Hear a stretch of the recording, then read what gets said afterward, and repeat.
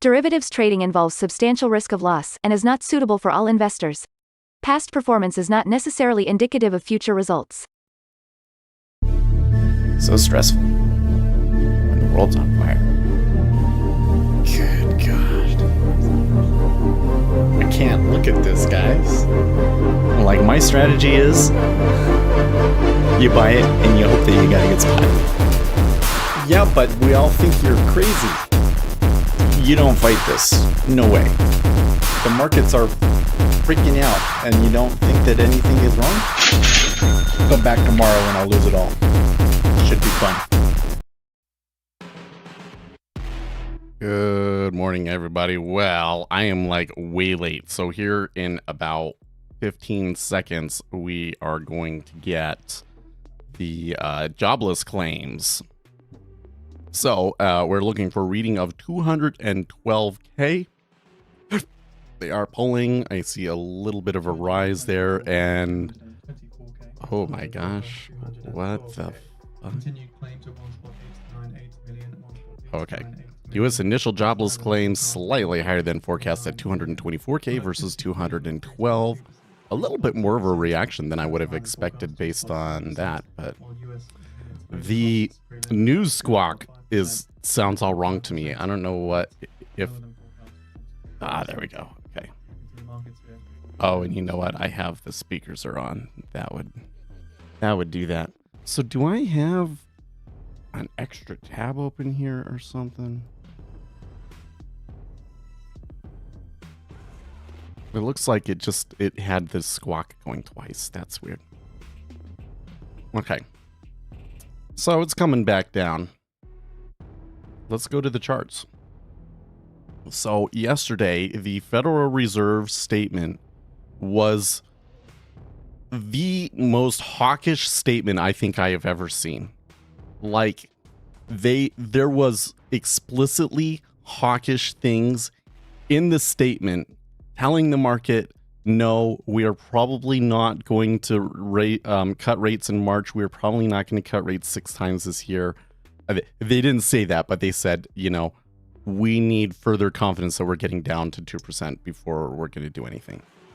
So the markets sold off pretty hard off of that initial thing, but then like magically floated back up. And while at the close, they did sell off again, but then as soon as things opened back up again, the treasuries bid back up. Like, what the F? And here's the S&P 500.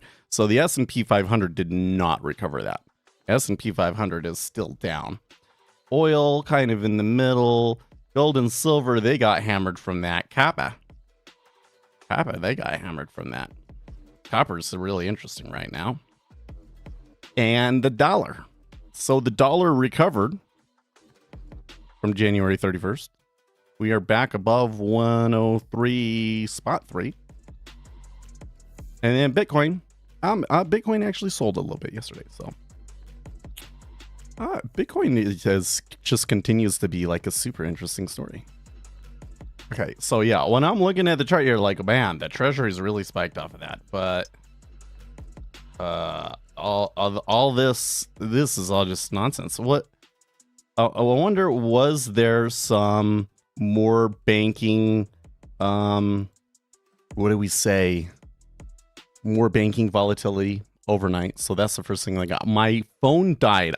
You know what I think it is? I think it's the new S21 or 25 or whatever it is, because ever since Samsung released the new Samsung phone, the battery on my phone has been shit.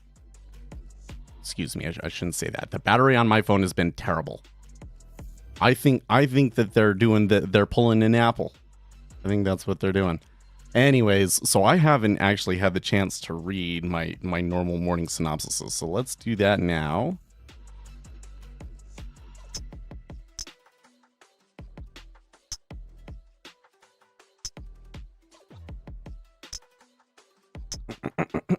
European equities are mixed with a clear underperformance of the CAC 40.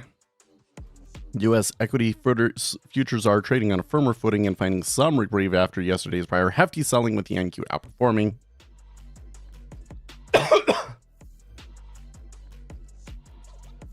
Dollar remains supported. I'm not going to read all of these ones that are like, this is up, this is down, yada yada. Treasuries are modestly firmer just off Wednesday's post-pal high. Developments have since been light, with markets digesting the latest verbal guidance ahead of U.S. data. Fund is the clear fixed laggard as it continues to pair Wednesday's plethora of dovish drivers, though we remain well above the session's 134.84.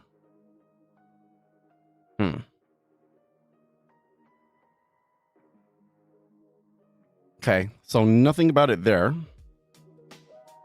Let us come to zero hedge.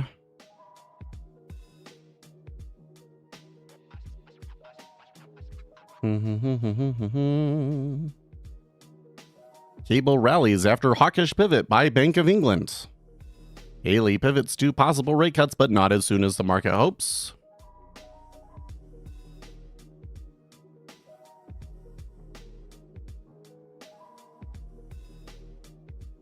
So nothing there either. Well, let's come over to TradingView and pull up some stocks.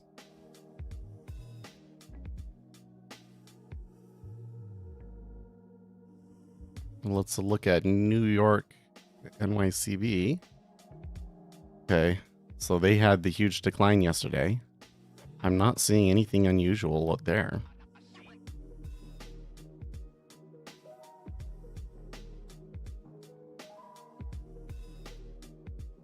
There was some, well, that's interesting.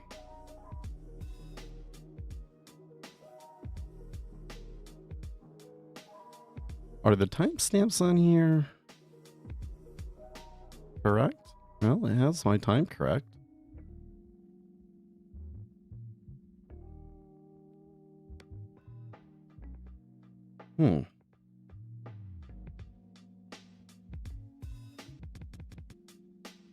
So here's the Federal Reserve announcement. They got crushed.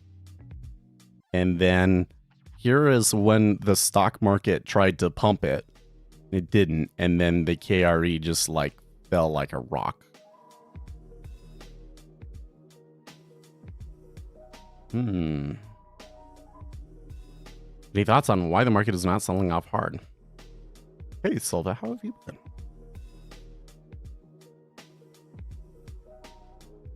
Yeah, sorry, I'm still there's. Let's just go. Thank you, Octavius. Thank you, Lucas. Yeah, we passed the series 3. We'll talk about that in a little bit. Although I can't tell you anything about the questions or anything. Good morning, Dom, Jiwi, Apol, Tactical Tenacity, and yeah, Fernando Silva. I haven't seen you in a while, so welcome back. I'm still trying to figure it out, but my best bet is that the market is concerned about regional banking fears. So the market seems to think that there is some regional banking contagion out there, and they are bidding the treasuries up on anticipation of the Federal Reserve having to step in and do something. I think that their reaction to the initial jobless claims there was a little questionable, let's say. And then let's see here. Didn't we get ADP today? Or was that yesterday that we got ADP? Commercial real estate whispers? Yeah, there's got to be some rumor going on. Oh yeah, I forgot. ADP was yesterday and it was 107 versus 148. But that does not predict the non-farms very well. So I'll tell you what, yesterday I had that that swing position on. And I should still have it, but Jigsaw has that issue where like it still has that issue where it doesn't repull the existing swing positions from the sim correctly. So I can't see the position until I maybe put another contract in here. I'm just going to sit there. I can't even remember what price we had it at. I think that we was at 16 that I had like my stop and everything. Oh, maybe maybe it hit the stop. Hold on.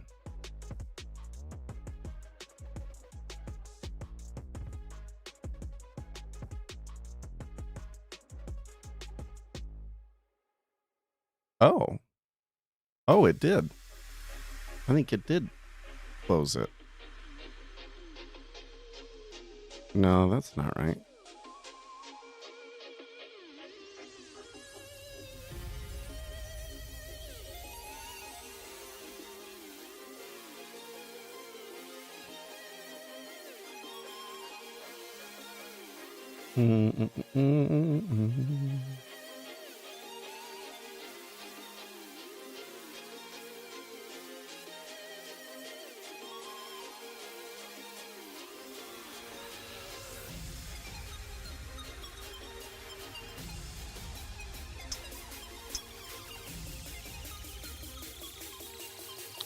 $15.59. That looks like it did take me out of the position.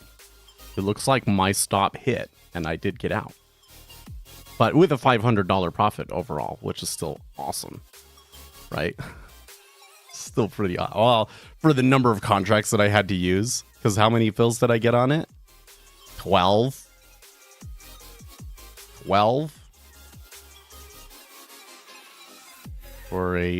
4.38 divided by 6 equals 80.73. That's still not bad. That's still not bad. I don't have to be ashamed of that. Okay. So I'm not in the position. That's okay.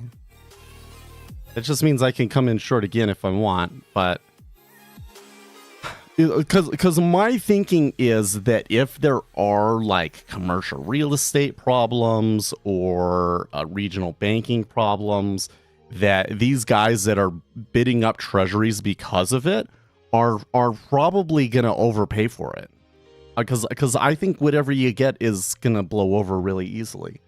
For this trade that they're doing to really make sense, you've got to be really betting on something really blowing up and causing a big problem.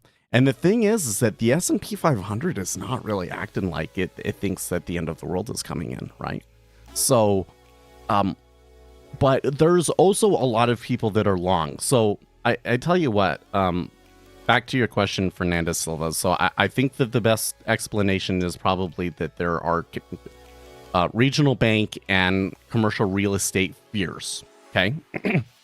But when we get a big shift like this, especially when like a dominant position in the market, right? The dominant position in the treasuries over the last 3 months has been long, right? So when you get something that really, really hammers that position, really changes that, I find that there tends to be shenanigans. That you'll get these moves where it's like, okay, we should be going down. It should just be like trend down, and it doesn't. You get like these wild swings, and it tries to shove everybody out of position. And it ultimately does go where it's supposed to, but like not before just absolutely destroying your account, right? So that could be some of what's going on right now too. I do feel that their reaction there to the unemployment claims was a little extreme. 213 versus 224 is not that big of a shift. So, I think that fundamentally speaking, if the market was informationally efficient, that we would be considerably lower. But when that's going to happen, who knows? Yeah, all the price delta from 1824 is positive. Yeah.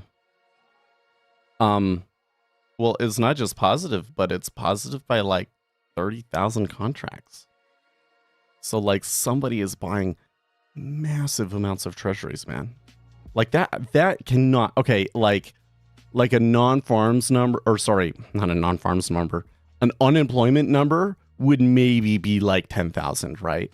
30,000 that is somebody is hedging against something nasty.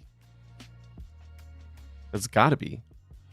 I don't necessarily see it on the KRE though. The KRE is moving up right now. So something's going on, but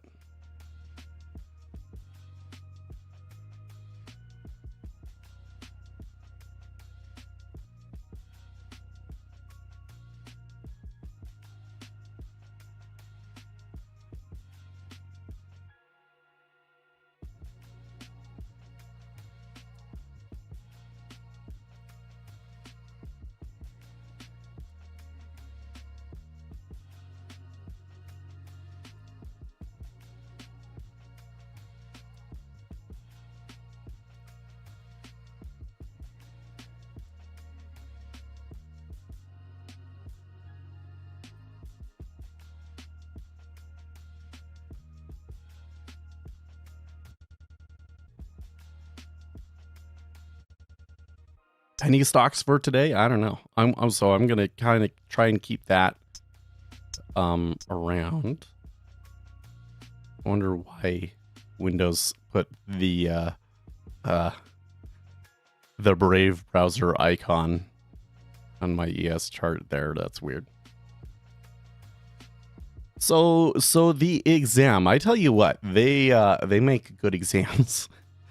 I studied so hard for that test, and I think I killed it. I really do. So one of the cool things about their software is it lets you mark questions so that you can go back and do them later. And I always was like, no, I'm pretty sure this is my answer. Like sometimes there's on a test and you like kind of learn something on the test, or you kind of see something that they're doing, and so then you go back and might change your answers or something like that. But not in this case. But I did mark it to be like, I'm not 100% sure, right? So like I get to the end and I can miss like 30 questions or something like that, and I only had like 9 or 10 marked. So I was like, oh, it's good. I'll just go through. But they do a really good job of giving you questions that are not like anything you studied for. You know, I studied so hard doing those practice tests that I got from STC USA and everything. And they had some kind of interesting questions on there that were very different from any of the practice material that I had. And there were questions that, like, if you understood what you were doing and everything, I think you would be fine. But they're really creative, I have to say. So it was a hard test. I thought it was a very difficult test, but I still think I smashed it. I think I was just, over preparing was a really good idea. And I was going to say, because I think I might make a video about taking financial exams, because there's supposed to be an exam coming that will allow you to become like an accredited investor or something like that, right? And one of the pieces of advice that I would give is to over prepare, because they have a really clever way of throwing curveballs at you, Yeah, I've always been pretty good at doing tests, but it's kind of a mixed bag. I think that I probably spent more time studying than my peers. I think I probably spent more time studying than my peers in school. When it got into college, I really felt like I had to work harder than everybody else. But I am pretty good at taking tests. And frankly, I kind of enjoyed studying for this and taking the test. Every time that I'm doing all of this, I'm always going through my head like, okay, what if I was showing my stream how to do this question? How would I explain it, etc., etc., etc. I think that, if an instructor, there was a instructor position for helping people pass the Series 3, I think I'd be really good at it. I think that would be a good gig if they paid me enough, but I digress. No, I didn't take the CFA. I took this Series 3 exam, which is the exam for futures.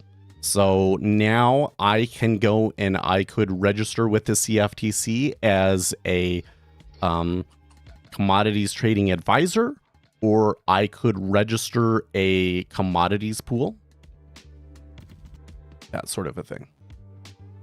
So what's next? I'm not entirely sure. So part of this is, like I said, I'm just walking in the direction that I want to go and hoping that by the time I get there, I've figured it out, or that, you know, the next step will kind of reveal itself.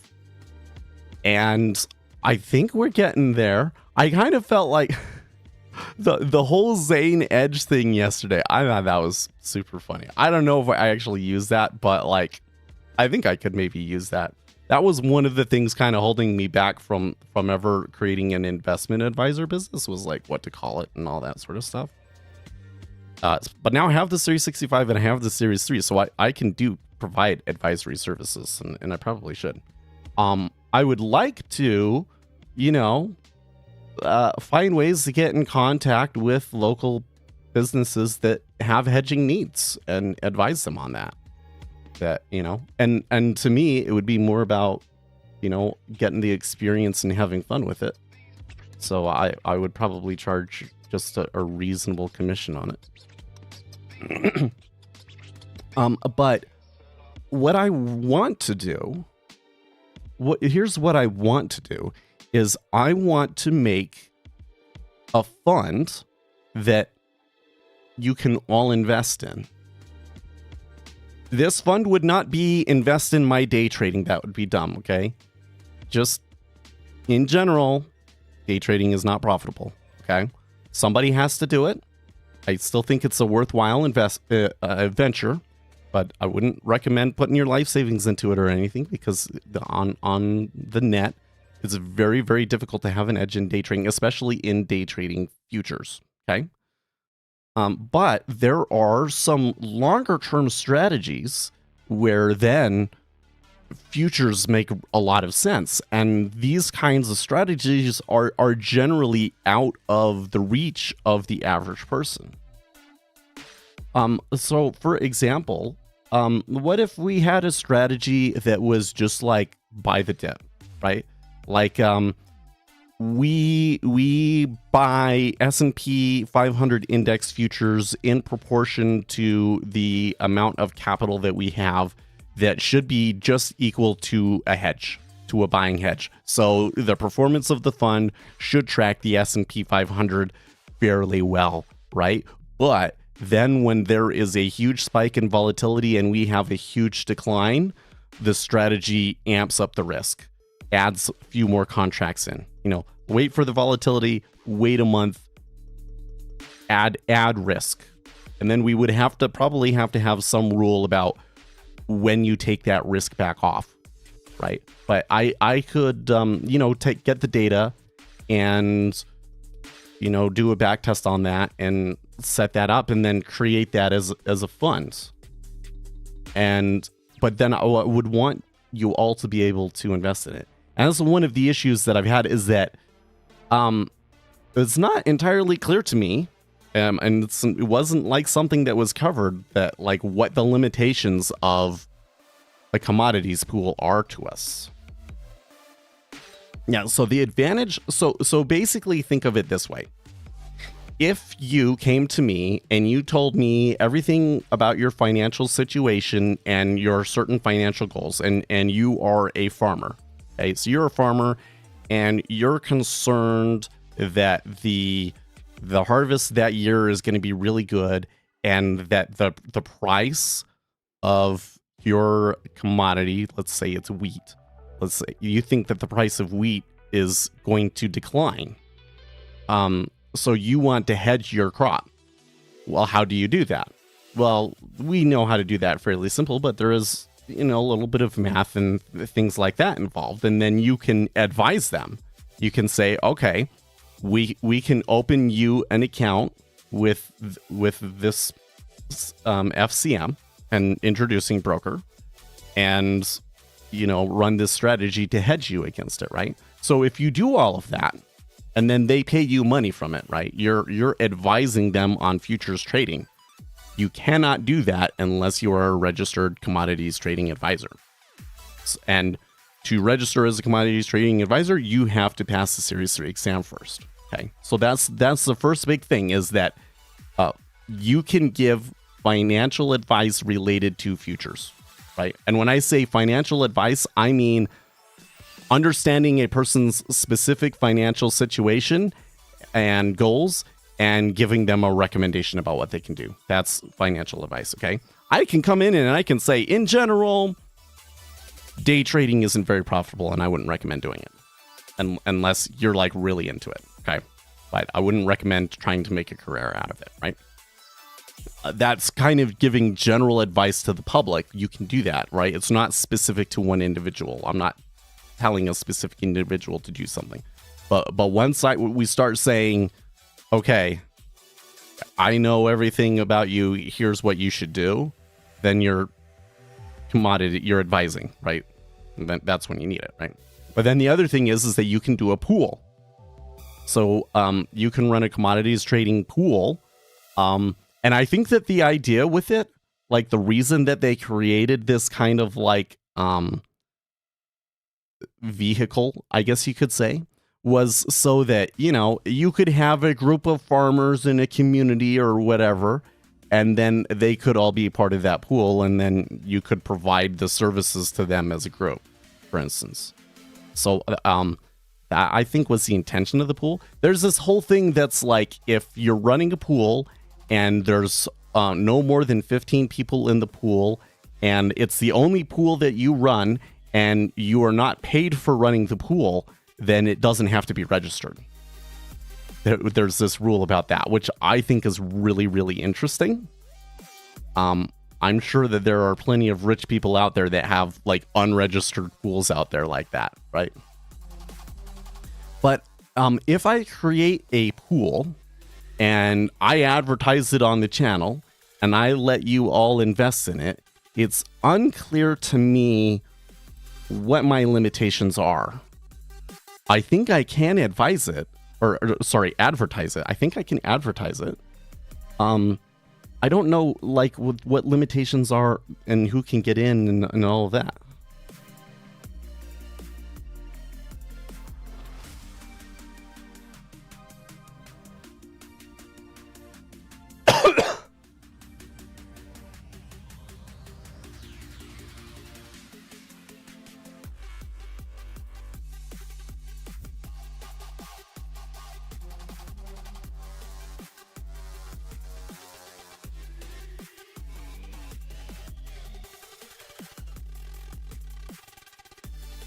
See, here it is. There might be some limitations.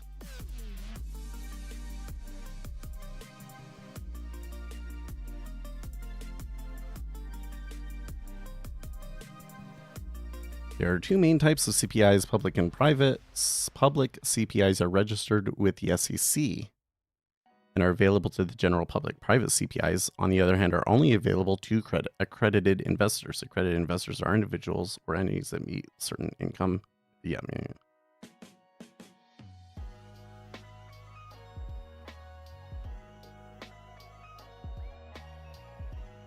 To participate in a commodity pool investment, you must be an accredited investor. Accredited investor is someone who has a net worth of at least $1 million or an annual income of at least $200,000 or $300,000 for coppers over the past 2 years. Also, qualified purchasers can do that. Sophisticated. Some commodity pool investments may be open to sophisticated investors. A sophisticated investor is someone who has sufficient knowledge and experience in financial and business matters to evaluate the risks and merits of an investment. This requirement is typically used for smaller commodity pools that do not meet the accredited investor or qualified purchaser requirements. Okay, so it's not this article is not entirely clear either. I think it's funny. So the thing is that the law was not specific about this. So I think that it's kind of up to the CFTC, and so that was like not in the test, essentially.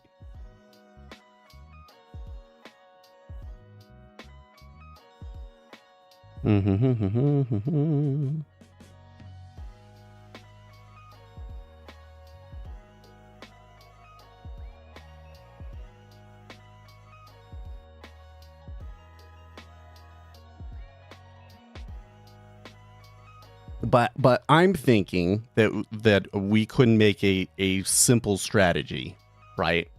That would allow you guys, smaller investors, access to these investment vehicles that have not traditionally been available to you, right? Like, momentum strategies are freaking awesome, okay? Like, there is some evidence that it's becoming less effective. Like, it was kind of starting to not work very well. And then the pandemic hit and they just knocked it out of the park again. And that is a way of diversifying your investments that I think is really, really valuable. I am not on board this train that, like, all of the money should just be in index funds. I don't believe that. I think that for your retirement funds, in your 401k, that and maybe your IRA too, that you primarily want your money in index funds, right? But the problem with those tax advantaged accounts is that they don't do you any good now. You make money, you can't take it out until you're 65. You can't, like, borrow against it like rich people do and all of this sort of stuff, right? So I think that you want to have investments that are outside of that tax advantaged account. So if you have the money, and once you get to that point, you want to diversify, right? And that's what the very wealthy do. Is they're not all in index funds. They are in hedge funds, and they're in a bunch of different types of funds, and they've kind of diversified, right? And I think that there are some benefits to those things to average investors too, and I want to make that available to them. And the whole thing has been like a hedge fund. You typically you can't invest in a hedge fund. You have to dump a ton of money into it. Like, you have to have like $1 million to even invest, and you have to be one of these qualified investors and stuff like that. But the rules are changing. And so I want to provide it to everybody. So that's the dream. That's what I want to do. So the specifics of how I do that, I'm not 100% sure, right? But I do know that having a Series 3 is useful in accomplishing that, and that having a Series 65 was useful in accomplishing that. There might be some other qualifications that I need to get. I might need to get a Series 31, which would allow managed futures. I'm not sure what the difference is between managed futures and commodities pool.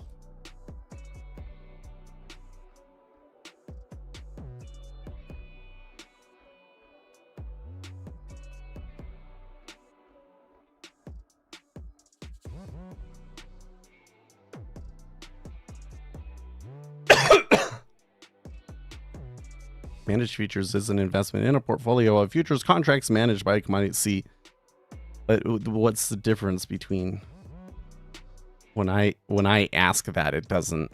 Maybe ChatGPT will know.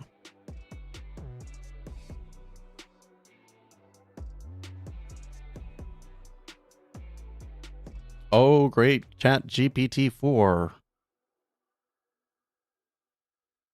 What is the difference between a commodities pool and a managed futures fund?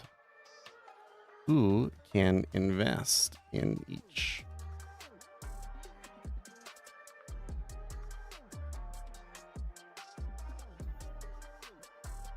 Commodity pools and managed futures are both investment. Actually, you know what? Let's do it this way.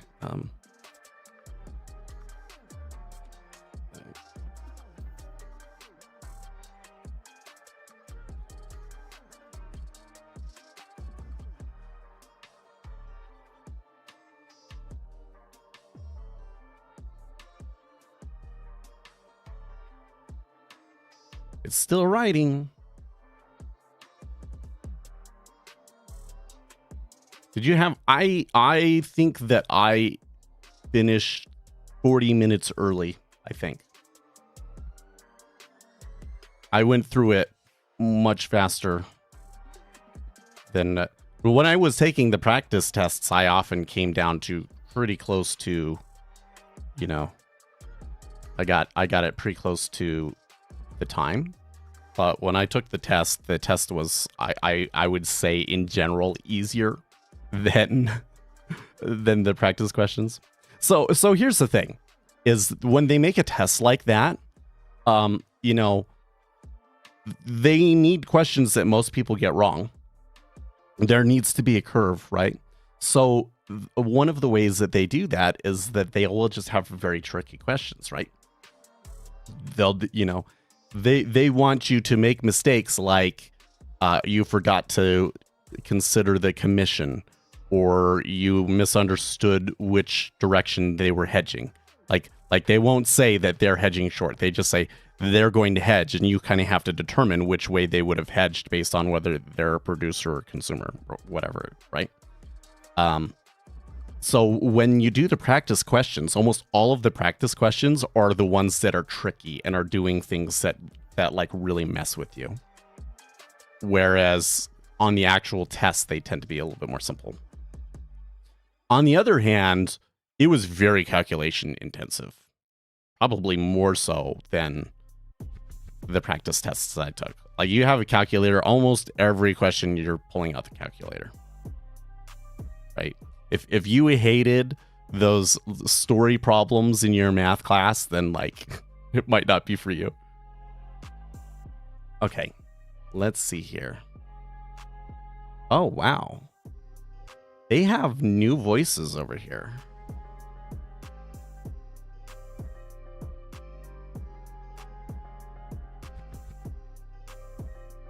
Oh, what happened? What did I just do? Oh, okay. This is a test. Studio, Journey, Basic News, Wave Plot, Neutral to Studio. What is Studio O? Wow. Small home speaker. Oh, let's just do default. Speak it. I'm not a robot. This is a test. And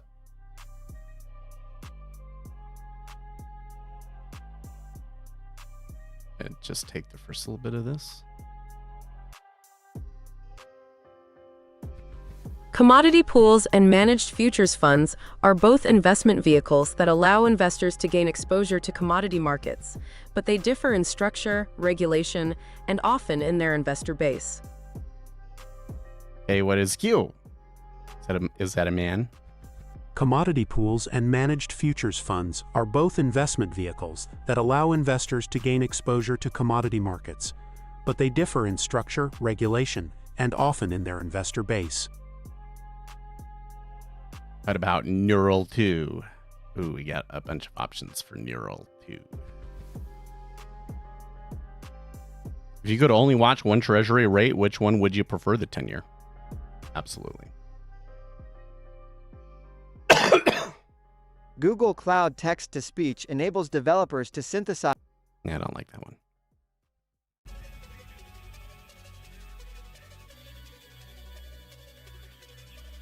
Google Cloud Text-to-Speech enables developers to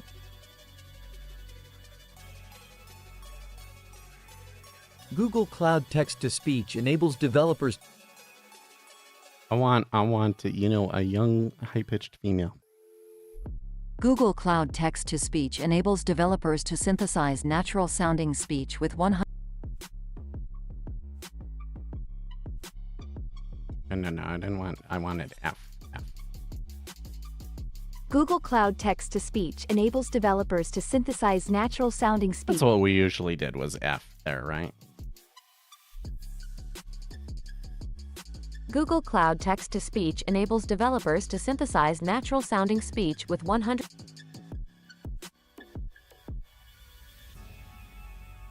Google Cloud Text-to-Speech enables developers to synthesize natural-sounding speech with 100+ voices, available in multiple.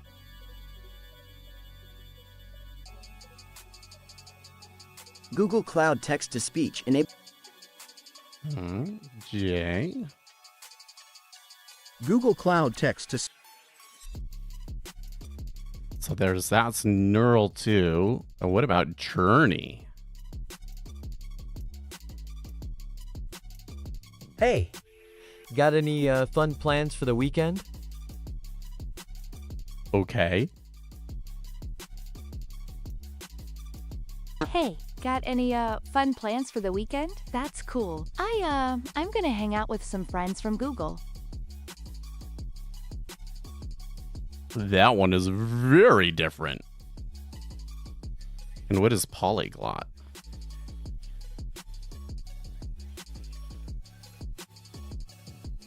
Google Cloud Text-to-Speech enables developers to synthesize natural-sounding speech with 100+ voices. Okay, well, we are going with Journey F. Hey, got any fun? Okay.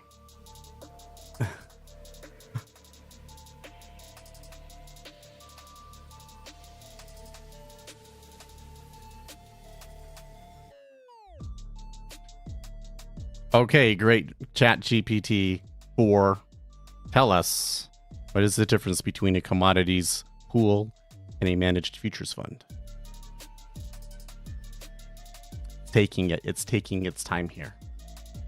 It was a long. Commodity pools and managed futures funds are both investment vehicles that allow investors to gain exposure to commodity markets, but they differ in structure, regulation, and often in their investor base. Here's a breakdown of the differences and who can invest in each. Commodity pool definition. A commodity pool is a type of investment structure where multiple investors combine their resources to trade in the futures and options markets. These pools can invest in a variety of commodities, such as gold, oil, agricultural products, or financial instruments. Regulation. Commodity pools are regulated by the Commodity Futures Trading Commission, CFTC, and must be operated by a registered commodity pool operator. They are also subject to regulations by the National Futures Association, NFA. Investor base. Commodity pools can be marketed to both accredited and non-accredited investors, depending on the structure of the pool and its compliance with regulatory requirements. Some commodity pools are designed to be publicly offered, while others are private investments available only to accredited investors or institutional clients. Managed futures fund definition. Managed futures funds are specialized mutual funds or hedge funds that invest in futures contracts on commodities, currencies, and financial indices. They are managed by professional money managers who make decisions on buying and selling futures contracts based on anticipated market trends. Regulation. Managed futures funds that are structured as mutual funds are regulated by the Securities and Exchange Commission, SEC, the Investment Company Act of 1940. If structured as hedge funds, they may be subject to less regulation, but still must adhere to rules set by the CFTC and NFA. Investor base.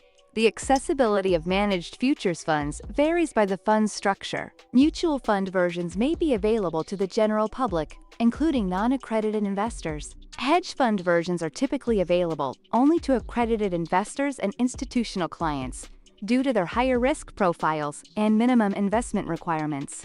Key differences.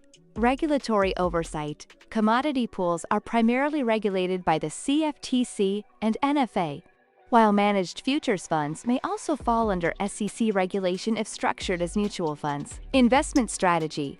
Both can invest in futures contracts, but managed futures funds might have a broader or more specialized investment mandate.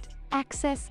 Commodity pools can offer a wider range of investment opportunities, including private offerings to accredited investors. Managed futures funds, especially those structured as mutual funds, are more likely to be accessible to the general public. Who can invest? Commodity pools, potentially open to all types of investors, but specific offerings may be limited to accredited investors or institutional clients. Managed futures funds, generally accessible to accredited investors if structured as hedge funds. If structured as mutual funds, they may be available to the general public. The specific eligibility to invest in either a commodity pool or a managed futures fund will depend on the fund's structure, its importance for potential investors to review the fund's offering documents, and consult with financial advisors to understand eligibility and risks. Okay.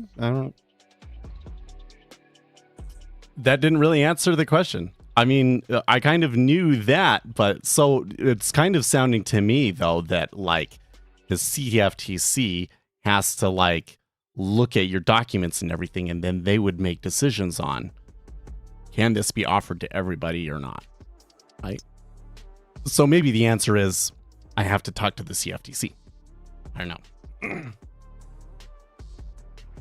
Do you watch the reconstructed tape at all? No, I don't. I don't even have one up. So basically what the reconstructed tape sorry, not the reconstructed tape, the summary tape. I don't look at the summary tape at all. I do have reconstructed tapes up. So if you take the camera off here, you can see them down in the lower left. I have some stuff over top of them. You know, I kind of put my little control for when to draw stuff on screen over there. And I also have these market depth tapes. I usually have those minimized though. I don't think that it's super important, but there is some benefit to them, particularly if like a single large order comes through that can kind of tell you some things. It's also, it's really good to give you an idea of the pace of the orders. I think it kind of does something about the pace of the orders that you don't necessarily get from the DOM. But all of the information that you need is on the DOM, right? What it's doing in the reconstructed tape is just kind of like breaking that down and aggregating it in a different way, right? So it is useful, but it's not like a huge critical component. Makes sense?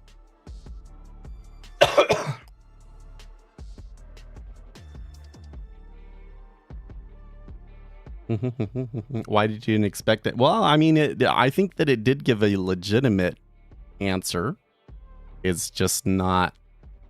I don't think that you can answer the specific question that I have. I'm kind of thinking that...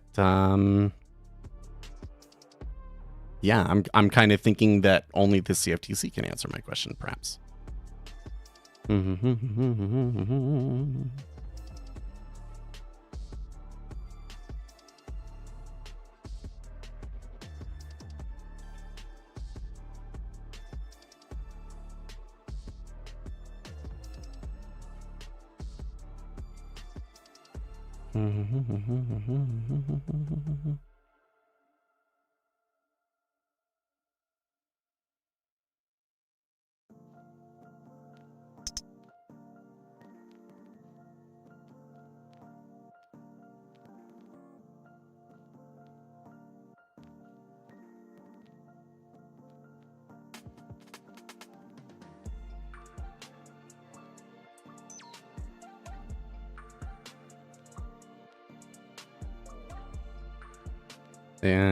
I think this is one of those things where like the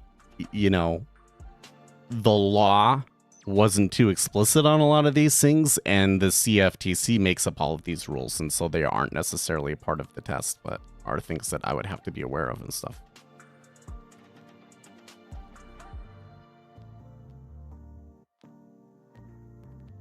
Oh, actually, maybe it's the NFA.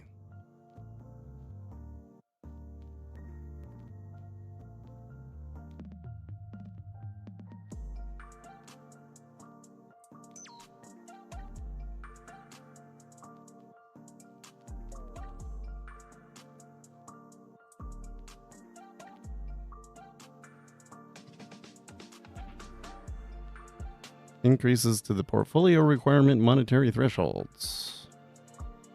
Blah, blah, blah, blah, blah, blah, blah, blah, blah, blah.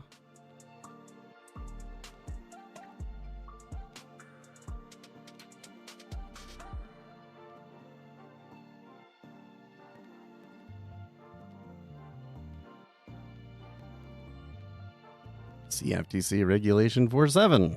What's that?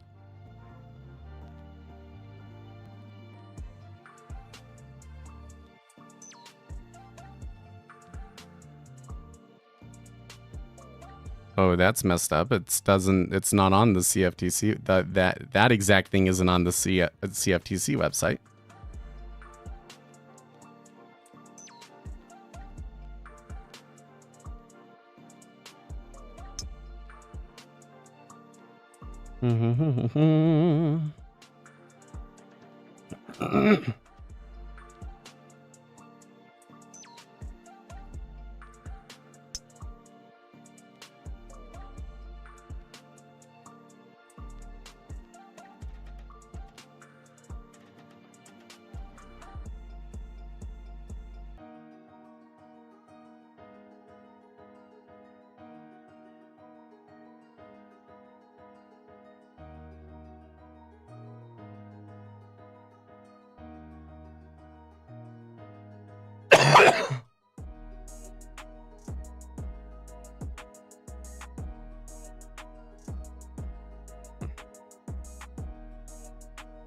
Let's see here. Owns securities of issuers not affiliated with such person and other investments with an aggregate market value of at least 2 million. PMI for the month of January. Forecast 46 spot 5 on the prior 45 spot 4.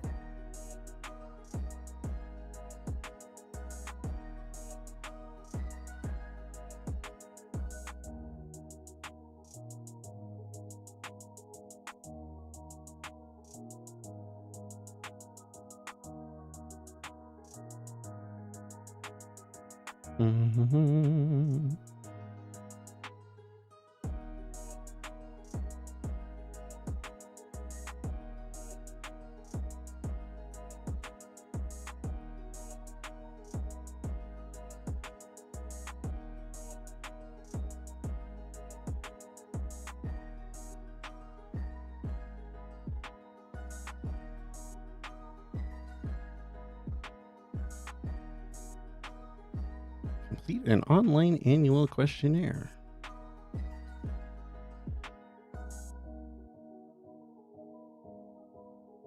Okay.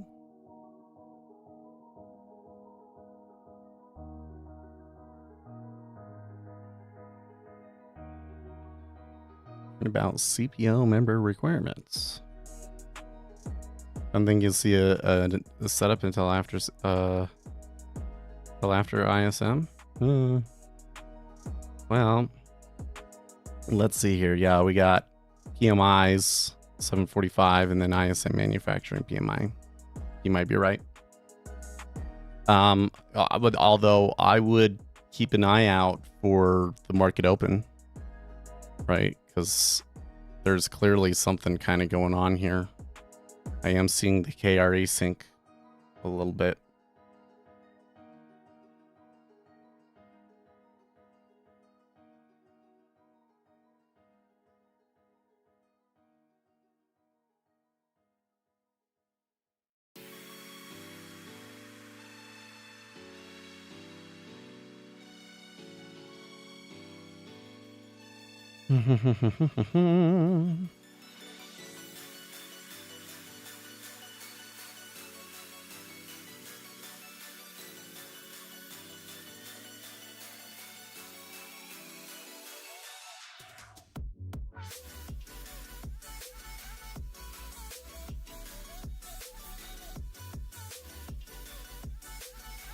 Member Regulatory Workshop. They have all sorts of educations I can possibly watch.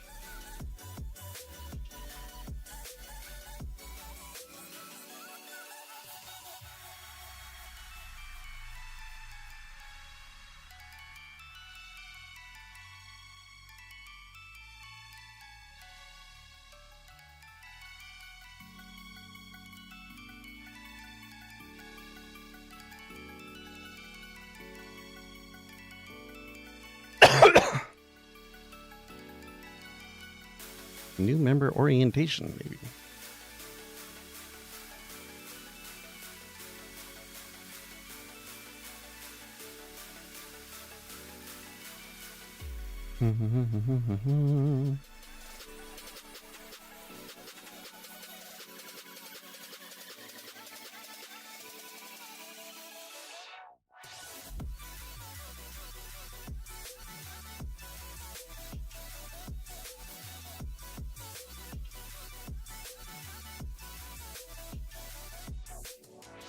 Okay.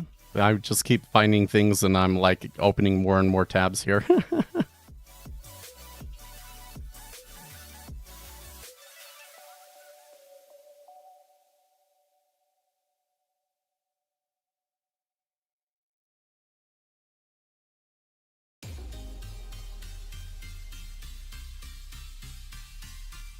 Okay, so I just heard on the news squawk about the potential action by the Biden administration in response to 3 U.S. Marines in Iraq getting killed.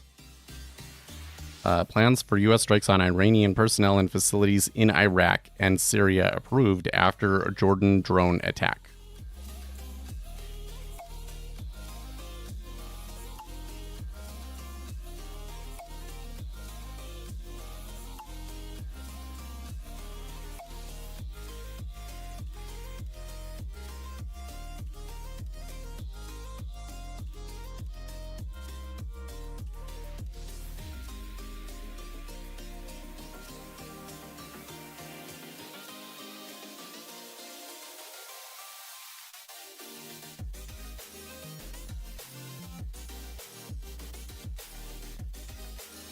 Okay, there's the actual, like, government code.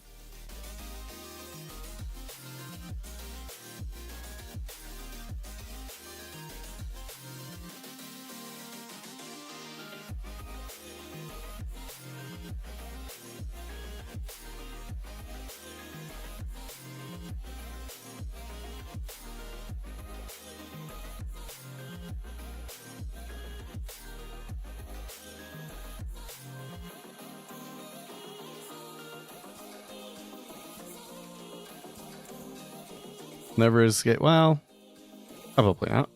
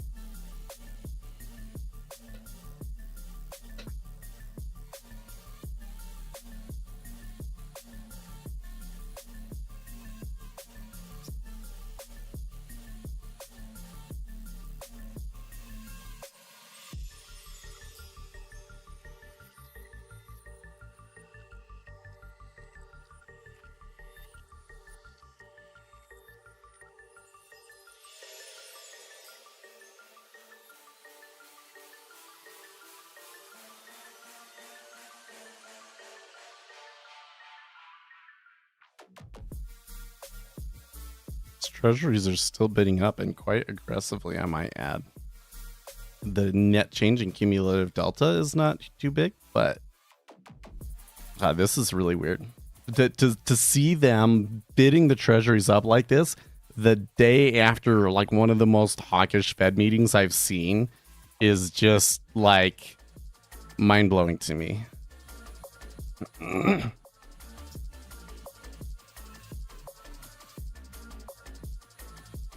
Where's the natural state?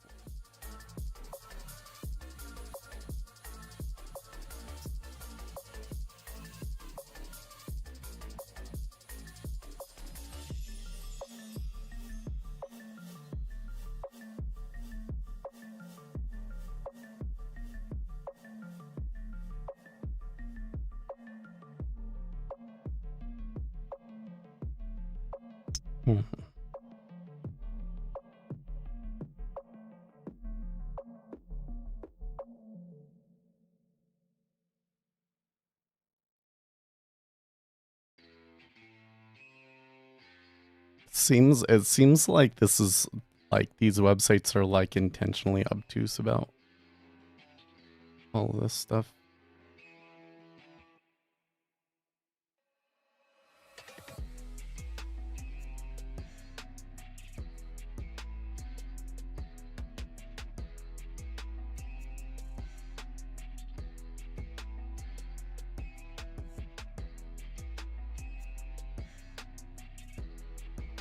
Like the treasuries are on a pretty steady upward trajectory here.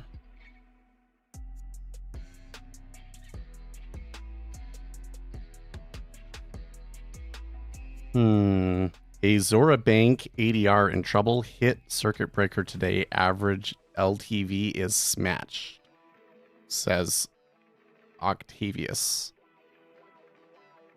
in Discord. Thank you for that. That's ADR. No, that's not. ADR is just the type of thing.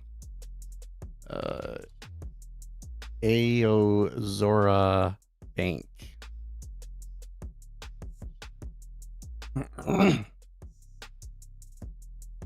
Here's the US stock. It's over the counter. But let's just look at the TSE one. Holy shit. Yeah.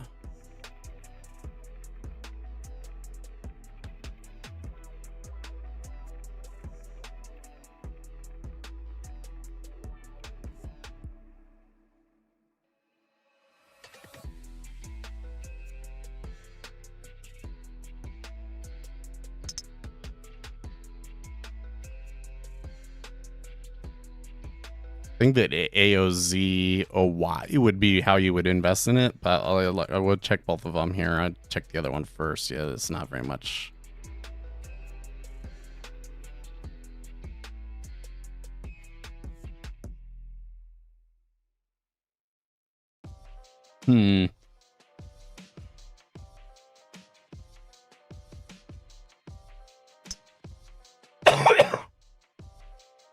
So the open on the S&P 500 is up.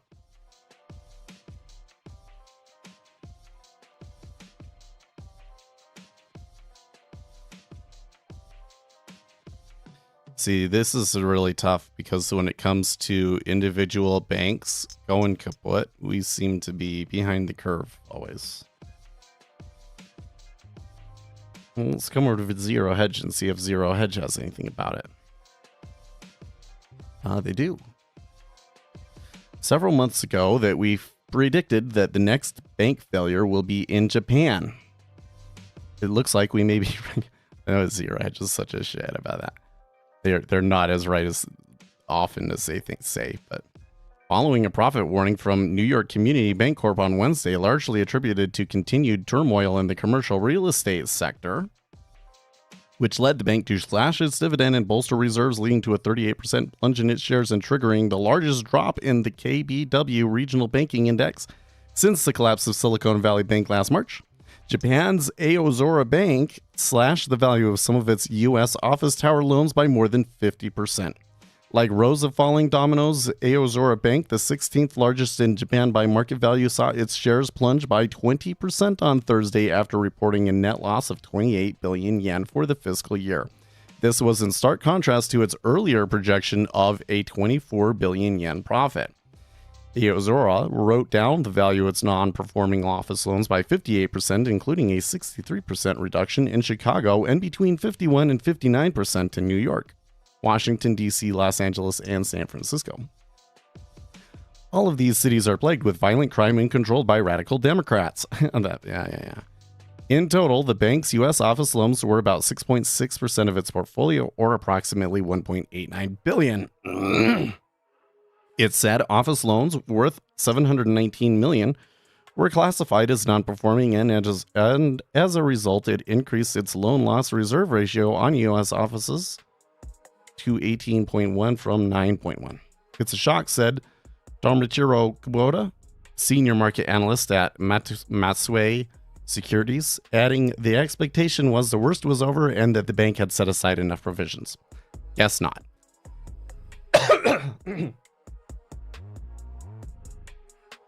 We have a revised PMI. What are you? We do have U.S. S&P manufacturing PMI final in 15 minutes, if that's what you mean. Yeah.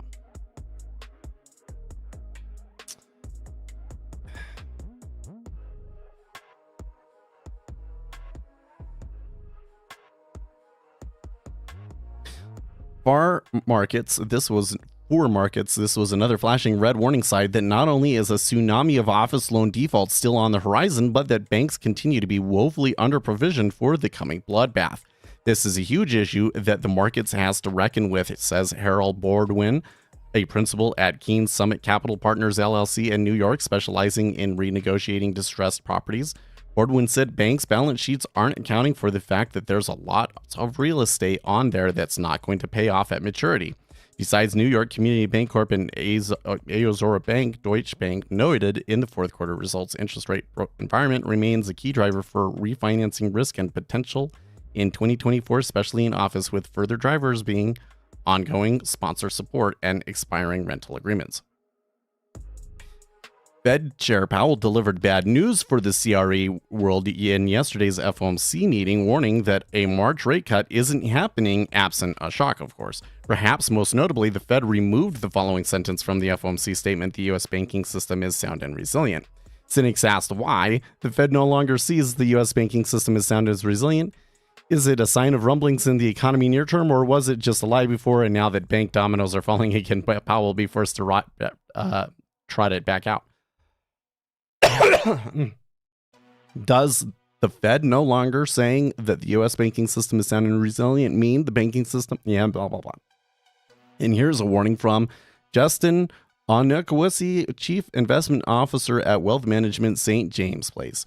It's clear that the link between commercial property and regional banks is a tail risk for 2024, and if any cracks emerge, they could be in the commercial, housing, and bank sector.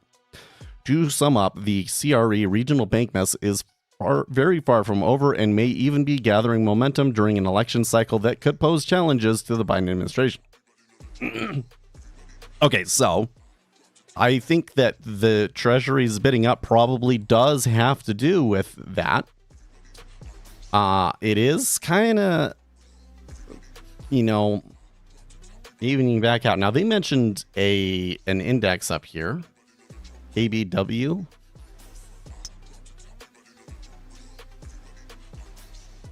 Invesco KBW Bank ETF, regional banking ETF.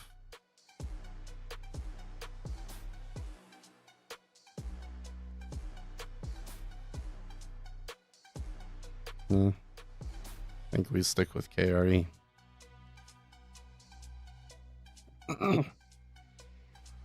But it is somewhat on the downside since the open, so.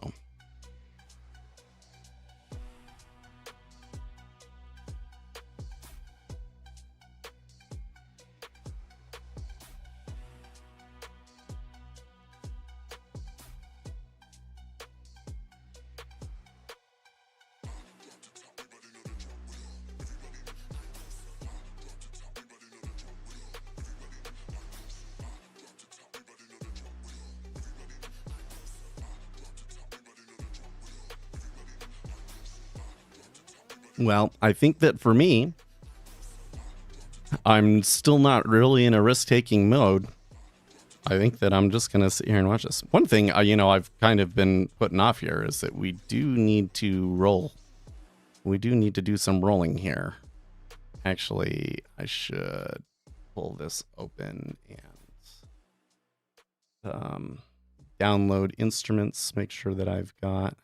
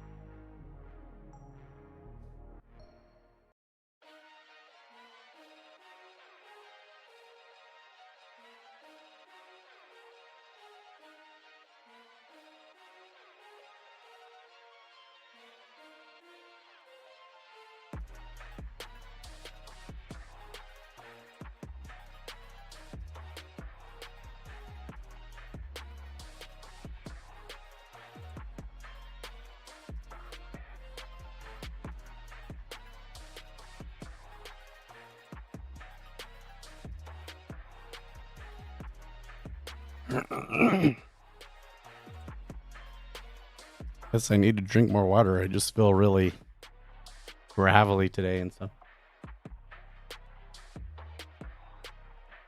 It's really sucks. It's been all month and I'm still not completely clear, right? And then cough can last 6 to 8 weeks. So might not be until the end of February that I'm completely clear.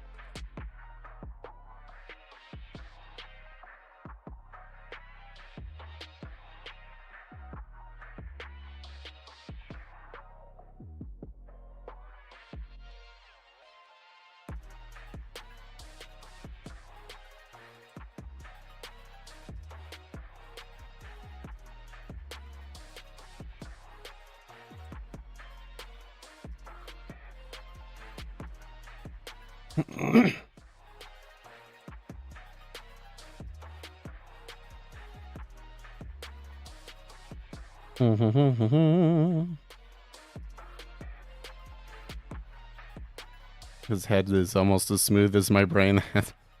Now that was a funny joke. Oh, I downloaded the symbols. I forget what I'm doing over here. Okay. So we should be on CL. What is it? H, right?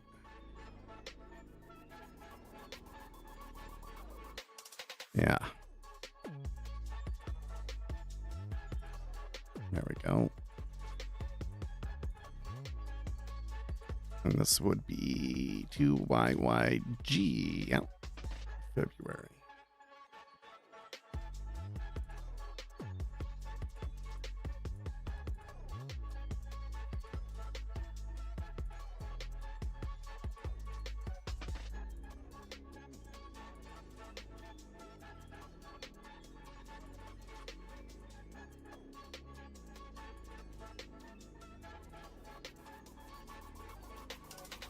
There we go. Okay.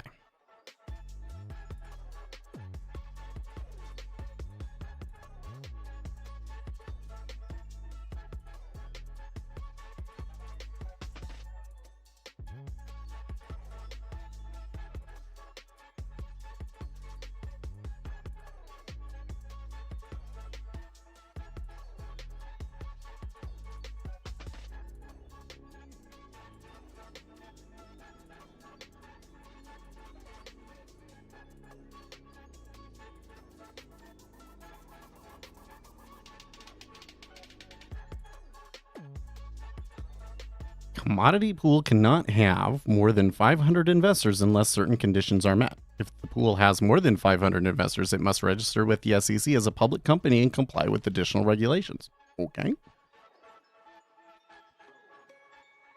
The number of investors is also limited by the size of the pool. If the pool is too small, it may not be able to achieve the desired level of diversification. On the other hand, if the pool is too large, it may be difficult to manage and could become too complex for investors to understand.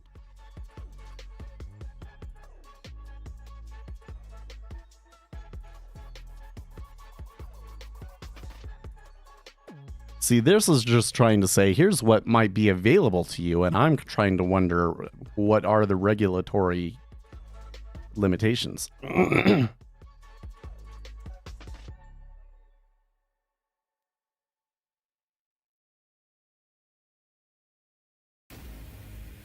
Like, if I make a commodities pool that is available to the public, what additional restrictions are put on me?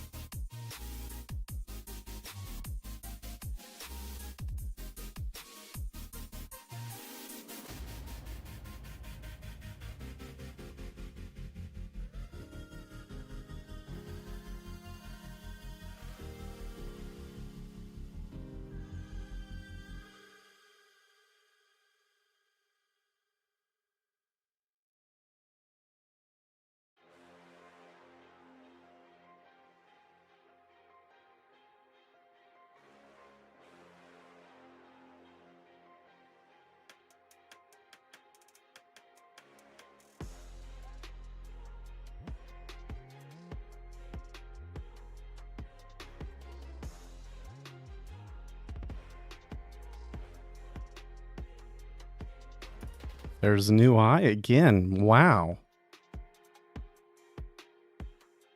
This is giving me so much flashbacks to the Silicon Valley Bank crisis. For sure. Like, I can't, can you believe that we're at 385? That's insane. That's insane. I just can't jump on that trend, man. I just don't buy. I'm not buying it. It kind of sucks to just watch a trend go without you, right? But I'm still like, rates need to be higher. Somebody seems to think they know something I don't.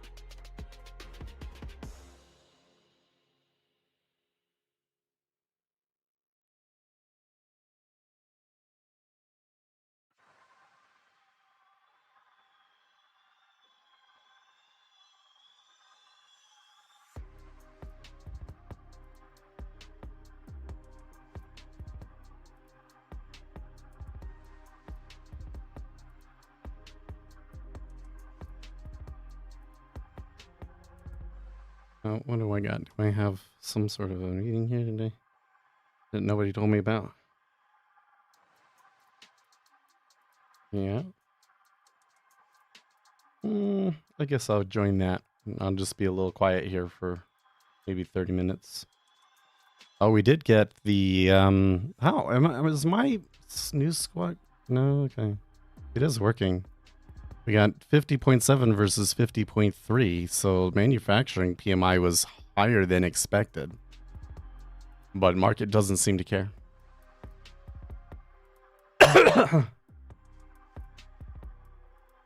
I believe after yesterday's FOMC, just based on that alone, the ZN should be lower, yes.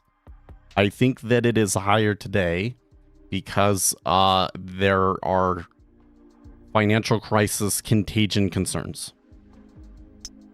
At the moment, I don't think that I know enough about the situation to make a trade based on it, but at the moment, I believe that these fears are overblown.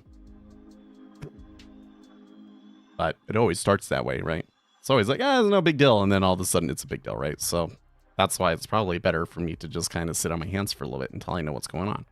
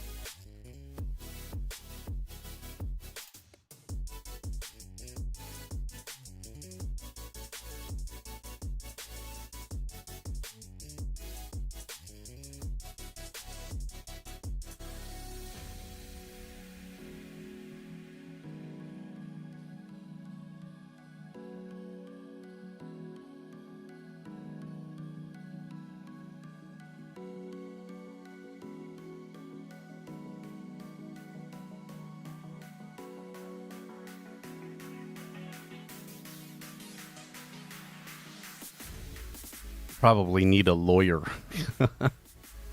Because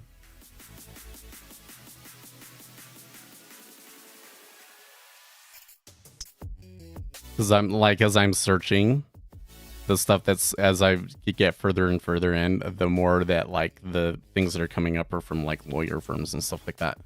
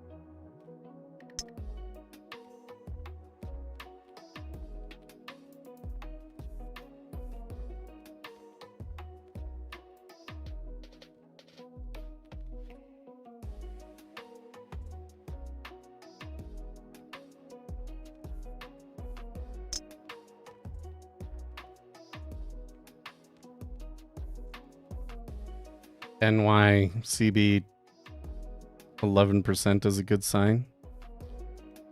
Yeah. Well, here's KRE. Is still going down though. So it's somebody else, right? I think that as long as the KRE is moving down, that you're going to see the treasuries bid. And the thing is that the guys at the banks, they know what's going on, but they're not telling all of us. That's often how those sorts of things work, is that like they don't tell CNBC until after the trade is done, right?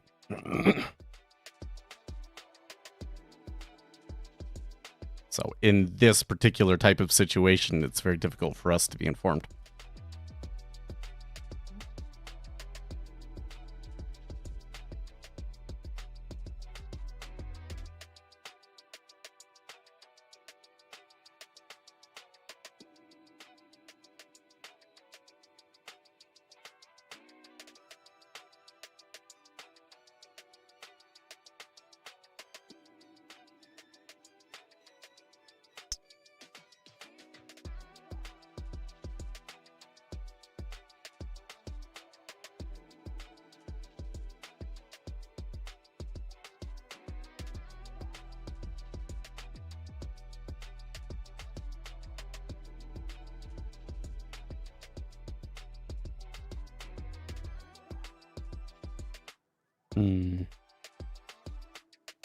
I have a complete confidence in Yellen to get us out of the mess she created.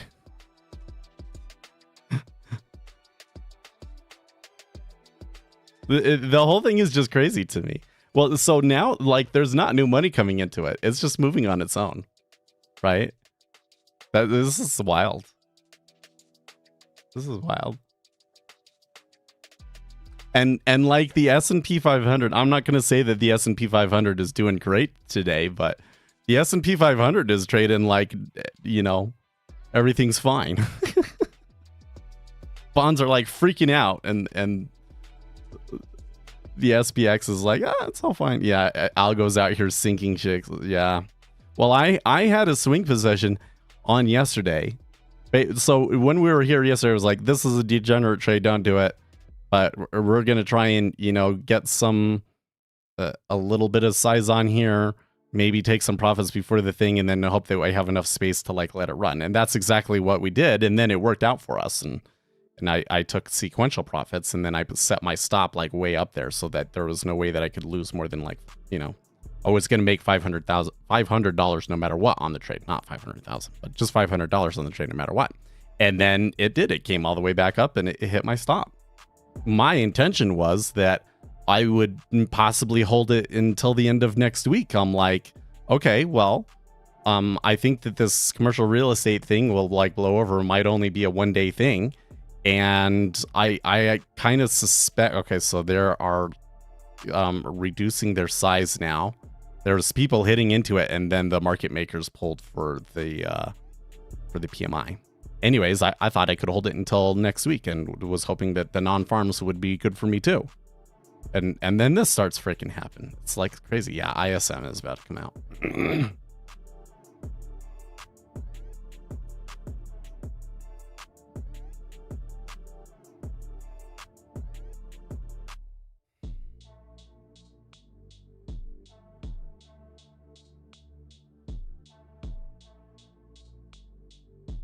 So the reading we're looking for is a 47.2 on US ISM manufacturing PMI. It comes, ooh, shit. 49.1, so higher than expected. That. Whew.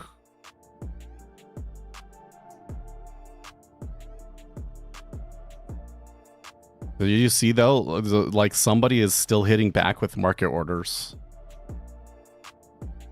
So whoever is buying this seems to be very, well, I mean, that could just be profit taking. I don't call it too early. That was pretty, well, okay, so let's see here. Prices paid 52.9 versus an expected 46.9. Ooh, that is nasty. Okay, so the ISM is definitely indicative of, let's say there are some inflation concerns in that ISM report, right?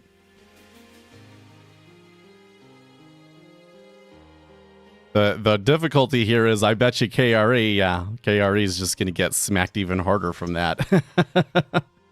Which is in turn going to cause them to want to buy the bonds more. Dude, I don't know about, so look at my cumulative delta on this. This is where having a cumulative delta that shows candles can be really valuable. Right? So there was 15,000 net sold, 15,000 net bought back out, and then 15,000 net sold again. PS is puking. That's not too bad yet. But it doesn't look it doesn't look good.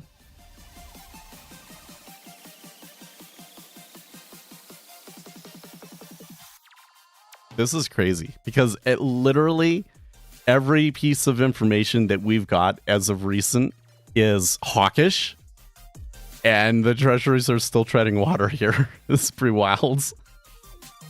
Somebody really thinks that something's wrong.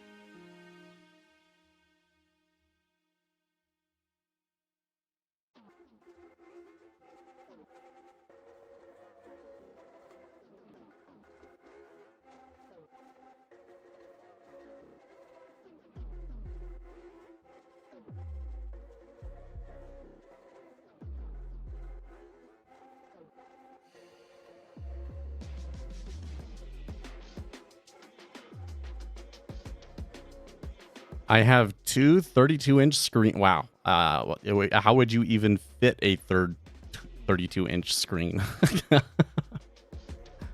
That's crazy, dude. You wouldn't even be able to. Yeah, I don't think it would be worth it. I don't think it would be worth it.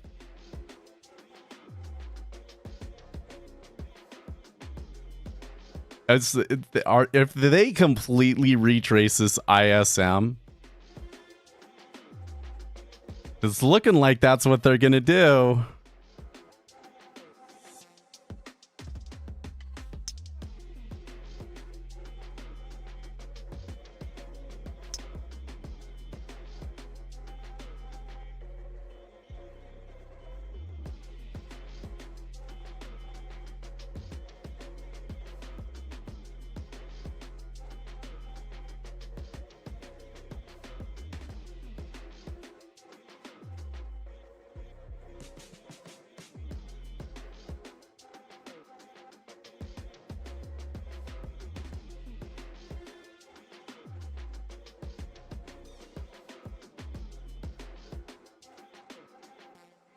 You have a 32-inch, a 27-inch, and two. What? Why? So I could see somebody justifying 6 27-inch screens, but I think that if you're doing a multiple monitor setup, that there's no reason to go beyond 27 inches. Once you get to that point, you're getting to the point where it's like you cannot actually even look at the screens. Like,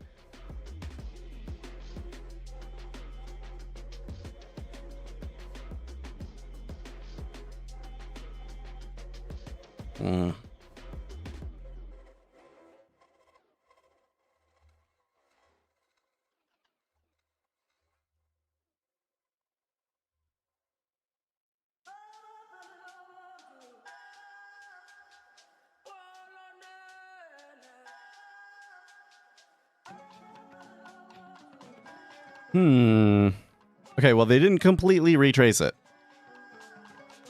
They didn't completely retrace it.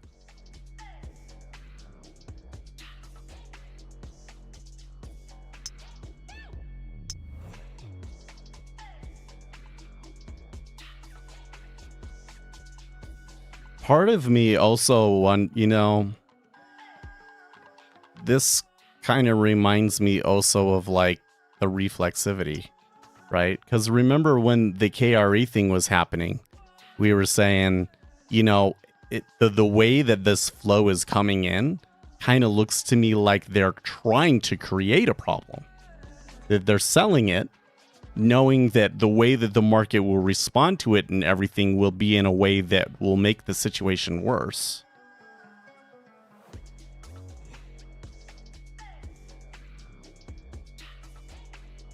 Of course, we can't really know for sure why there's certain buying or selling out there, but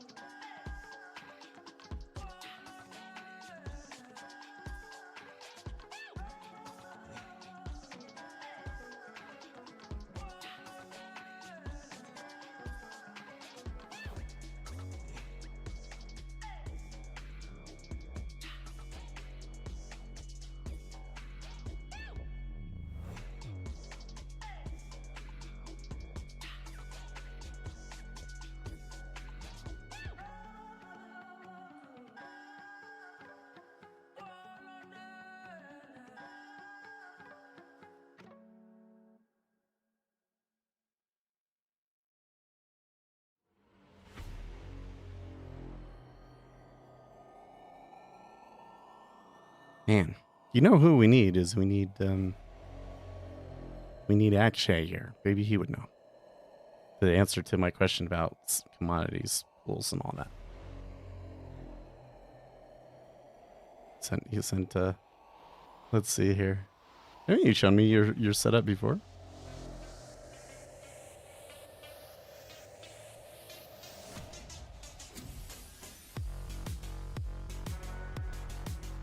Those are 32-inch monitors?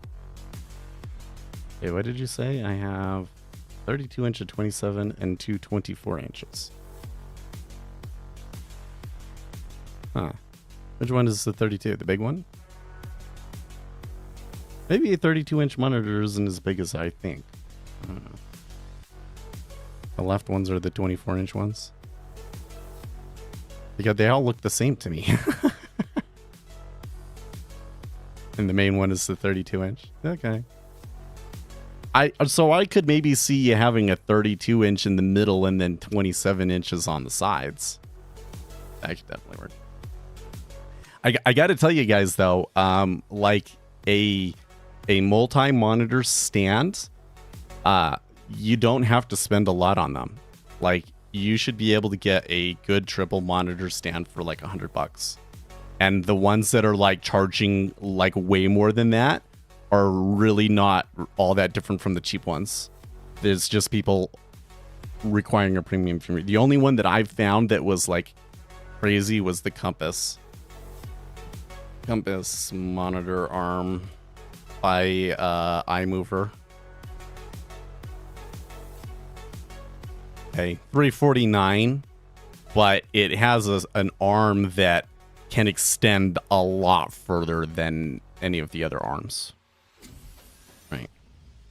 I kind of want to switch to a setup where I've just got 3 individual arms so that I can like really move the monitors out. But I just, I got to putting the speakers up there and tilting them down, and that's worked pretty well. So I might just stick with that. I don't know.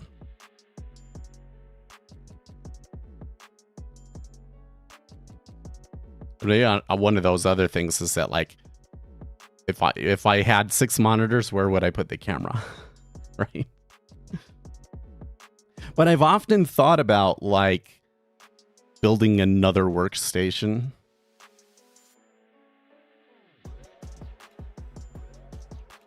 I may set up another desk there and set up, like, have a completely different computer setup there. Like, maybe one. Oh, I could even switch that to my streaming setup, to be frank. I don't know. How would that look? I don't know if that would look that great though. Samsung Odyssey. Oh yeah, that's what it's basically to have a setup that is for like music production and is optimized for music production kind of conflicts with having a setup that's optimized for day trading. So I kind of want two setups. But really what I need to do is I need to move to a bigger house. I need to move to a bigger house where I could have like a room for each, or a room that's large enough to handle those. Like I have this, this hutch over here, and we kind of need it to store a bunch of stuff. There's nowhere else to put that. But if I was in, a house that had room for that elsewhere, and then maybe I could just have a setup on the opposite side of the room, And then, yeah, you're saying I wish I had a standing setup. Then I could make one of those setups a standing setup or something. Yeah. I could have 3 machines in here, and one of them would be the trading machine. One of them would be the production machine, and one of them would be the work laptop or something like that. And I can have the work laptop be a standing desk or something. With the treadmill. We're talking about getting a treadmill for my wife because she's been losing weight, but she would do a lot better in terms of where it's coming off and all of getting her hormones and stuff back in line if she was getting more exercise. But because of our autistic toddler, it's impossible to do anything. Right? Just imagine having a 2-year-old that just stays 2 forever. And then the other one, the younger one, is 2 now too. So they're like both at their worst points. And oh yeah, the one could potentially kill the other one, right? Like it's and then on top of that, she insists on driving the kids to school and everything, so she didn't really have the time for it. But she could get a treadmill. We could get one of those treadmill things and she could just walk. I think that would work. It's a vanity, not a necessity. A lot of screen. Yeah, well, I kind of feel that multiple screens does provide a pretty significant benefit. I don't know if you need 6 of them. I think that probably most people could get away with 2. Because I really only use 2, and then my third one is I wouldn't need if I wasn't streaming, right? But then when I'm working, it's great because I can have 1 or 2 monitors for work, and then I can have another one to still monitor the markets. There's this guy yesterday, he had this thing, he was saying, the way that you know you're a senior manager or a senior guy is that you have like the smallest keyboard that you can get, and you only use 1 screen, right? Because you only need 2 screens if you like need to pull up documentation or something like that. But if you don't need that, then you only just use the 1 screen. And I'm like, no, that's not it. You need 1 screen for work and 1 screen for your side job and 1 screen to watch YouTube, right? What's your thoughts on Tesla as a vehicle? I think that Toyota is correct on the electric vehicle market, that the electric vehicle market will never be more than like 30% of the overall market, and that hydrogen-powered vehicles will ultimately take over, and until then, hybrid vehicles will be more in demand. Because the actual savings that, like environmental savings that you get from an electric vehicle, when you account for all of the rare earths that are involved in it and everything, aren't actually very good.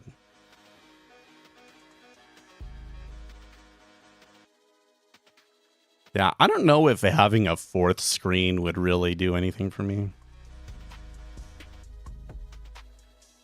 But I'm not doing anything with my computer setup until we finish that stupid desk. I haven't been able to work on it for like 2 months, but it's so close.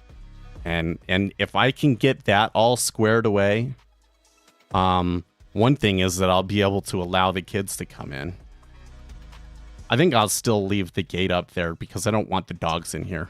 Don't want the dogs. I'm allergic to the dogs, so this is my refuge. But, you know, I want to let them be able to come in. And right now, it's just like it's too dangerous with all the cords and everything. But once I build this new desk, all of the cords will be packed away. And so they can just play under the desk. And then the only thing that I would have to worry about is that thing over there. But maybe I switch that out to some glass cabinet or something like that, right?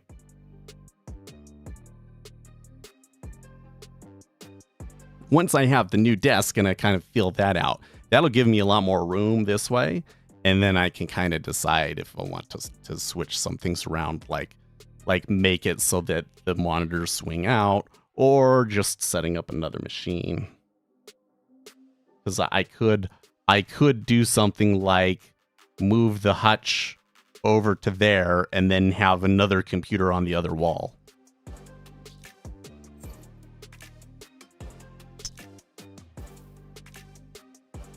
And have one computer be the trading computer and one be the producing computer.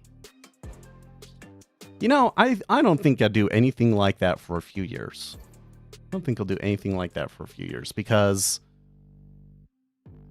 I just don't have a whole lot of time to produce these days.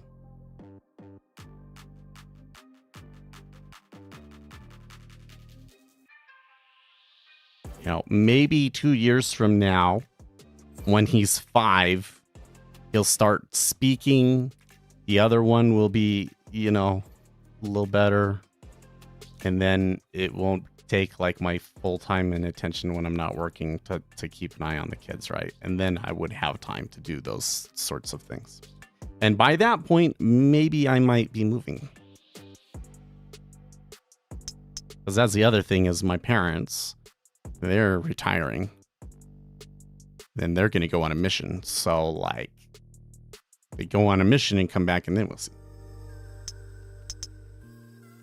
Because I think at some point I would want to move to a place where I could take care of grandparents, right?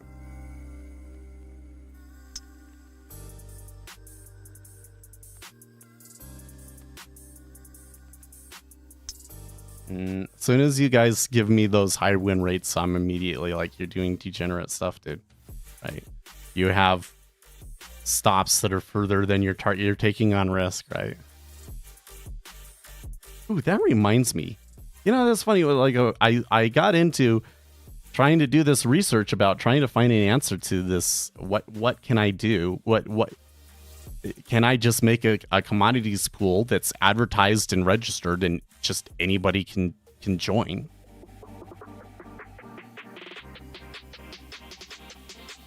But I also wanted to get into this thing. I wanted to do some back testing. One thing is I want to create a back test that would just be like, let's just create a back test that would track the S&P 500, right? So basically you look at every day, you look at the assets under management or, you know, like the total value of the portfolio. And then you adjust the number of contracts that you have to get yourself roughly hedged with the, you know, have the right number of contracts essentially to mirror the performance of the S&P 500, right? Once you have that, then you do something like, okay, now when the volatility is higher, you increase your exposure. Increase your exposure when the volatility is higher, and then you have some rule about when you take it off. Like when a new all-time high is hit, then you go back to regular, you know, trade on the Apple Vision Pro. I'm very skeptical about virtual reality, to be honest with you. So, you know, we've tried a virtual reality, and I didn't think it was all that great. And I'm not convinced that like better hardware is what's gonna make it amazing and great.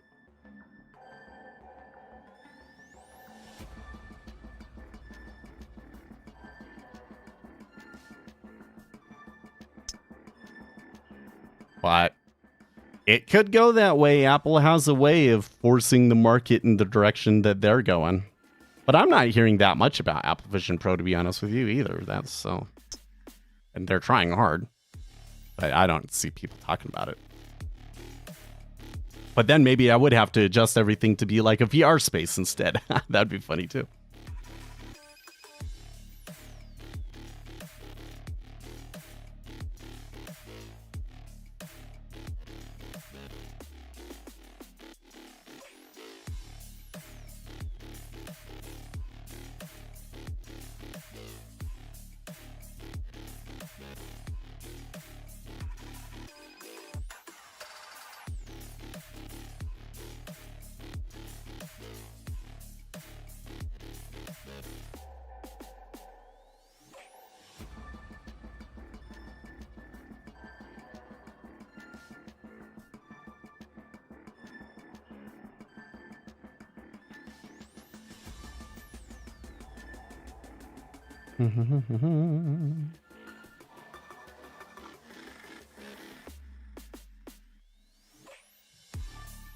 I see anything above 65%. I feel for this person's future based on their risk.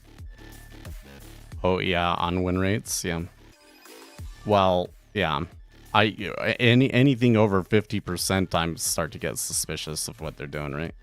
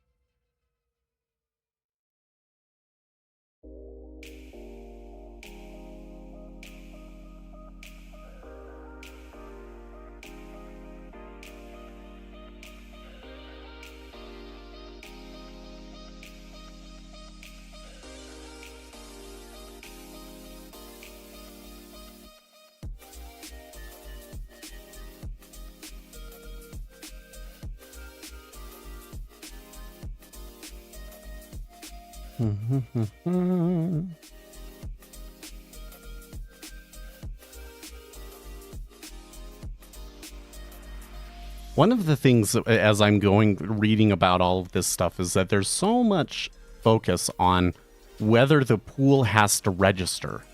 And I just don't understand why there's so much effort behind not wanting to have to register, you know? Because I'm like, I think that I have to register and that's no problem.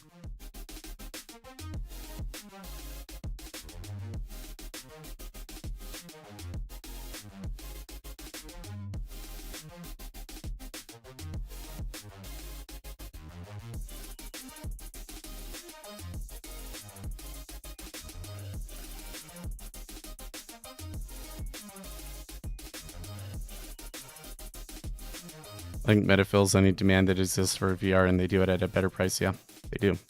I think you're right too. So like I said, I have one of those quests or whatever they called, and it was like a novelty. The kids used it for, you know, like when it was the cool thing, and then they completely forgot about it.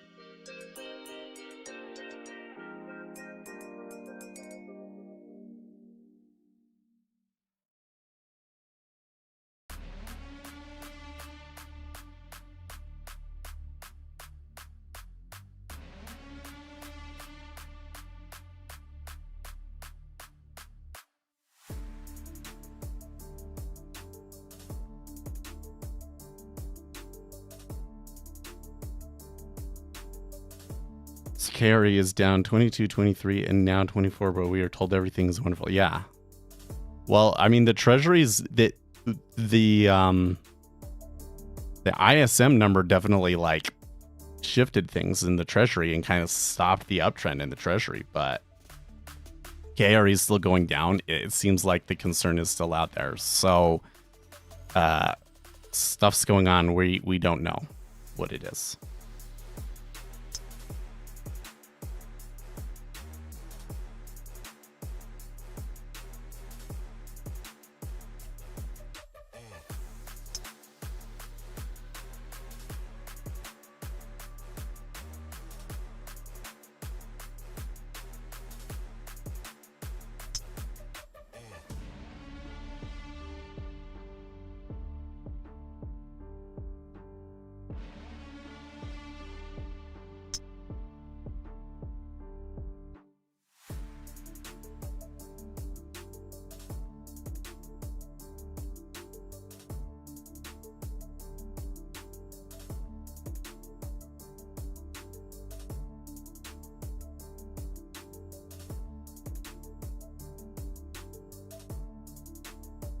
Here's something that says that to participate in commodity pool, you must be an accredited investor. But I don't think that that's necessarily true.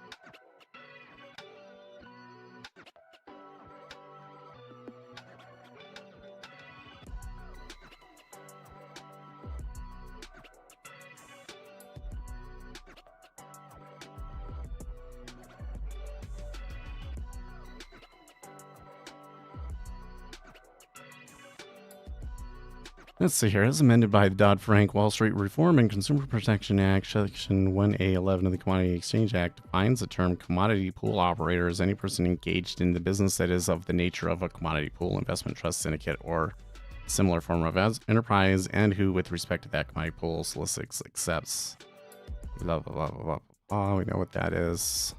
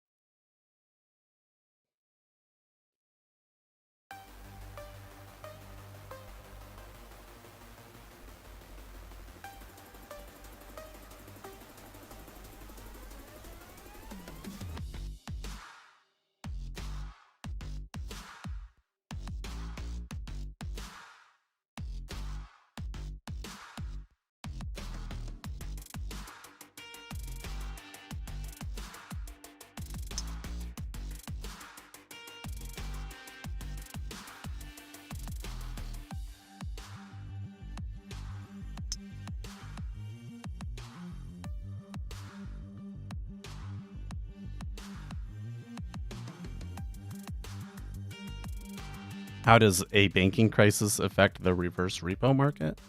Well, so what's going on right now is that as the Federal Reserve takes reserves out of the system, let me back up. What is the reverse repo? The reverse repo is like you're a bank and you have all of this money and there's not anything that you can actually do with the money. You don't want it just sitting around. You can go and give it to the Federal Reserve, get an overnight rate on it, essentially, right?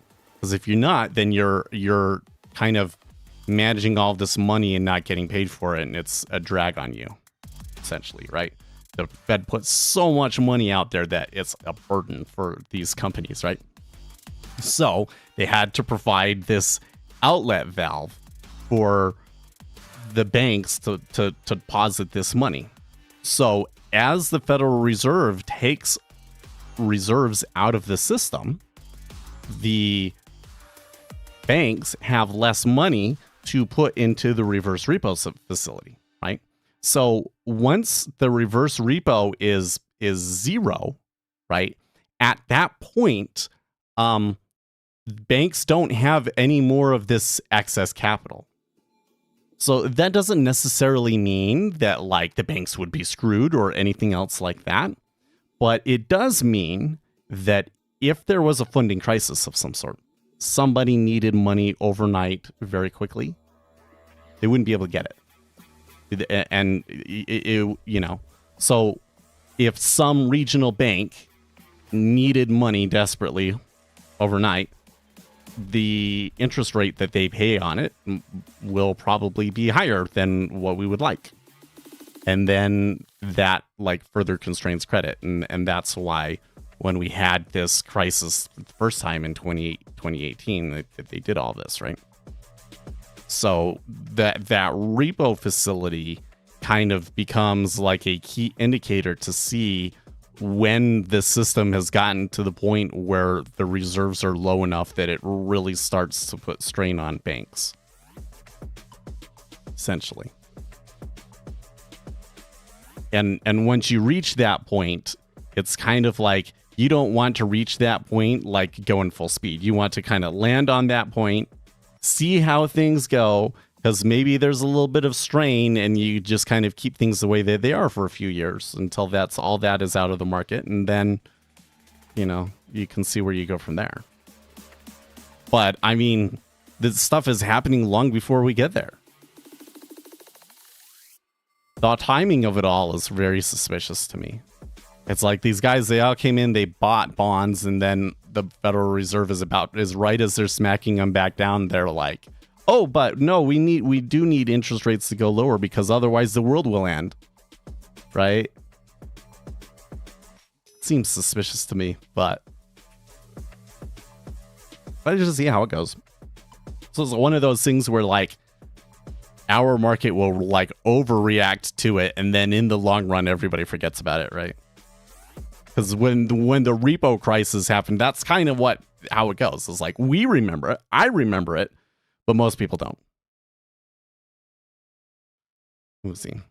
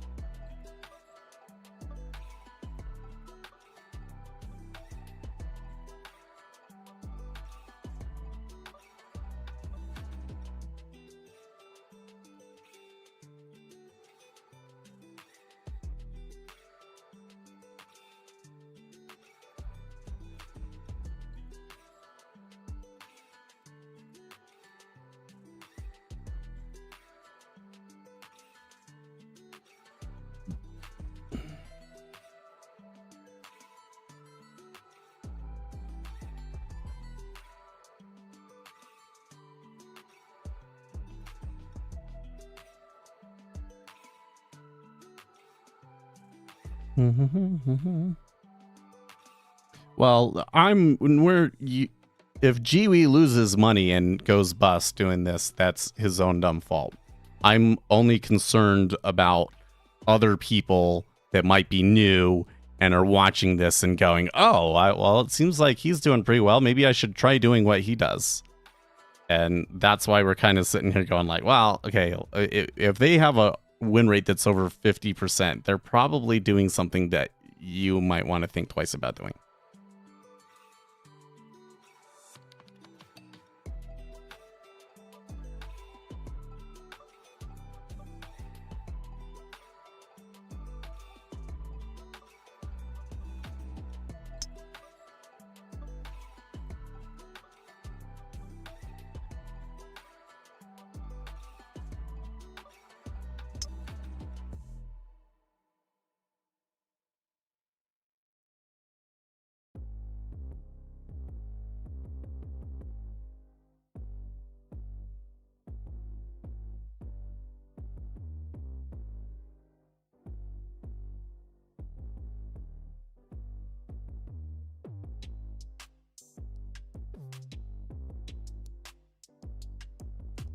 Since you don't share what you do, there's no, well, but they maybe. It's the most common mistake that retail traders make is trading a strategy where they are risking more per trade than they are making per trade, and they get really high win rates. And the high win rate fools them into thinking that it's a really profitable strategy when in the long run it really isn't.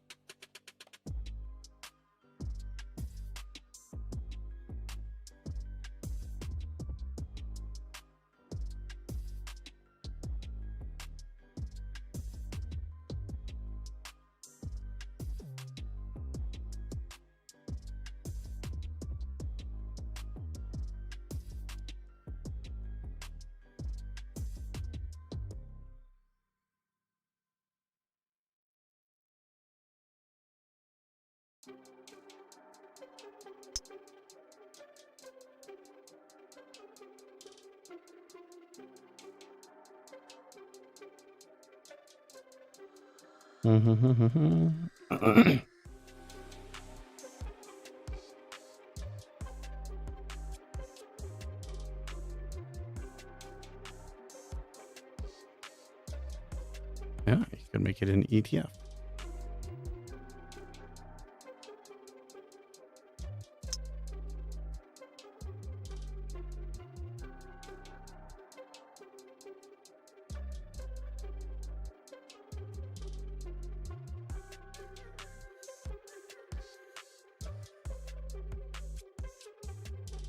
See, the whole thing is like, here's how you can get exempt from registration, and here's how you can get exempt from certain regulatory requirements. And I'm just like, why would you go through that much effort?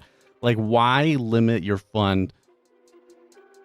Why would you not want to have to report those things? You'd go so badly, you'd go to the effort of only doing it to qualified investors. This is just, I don't get it.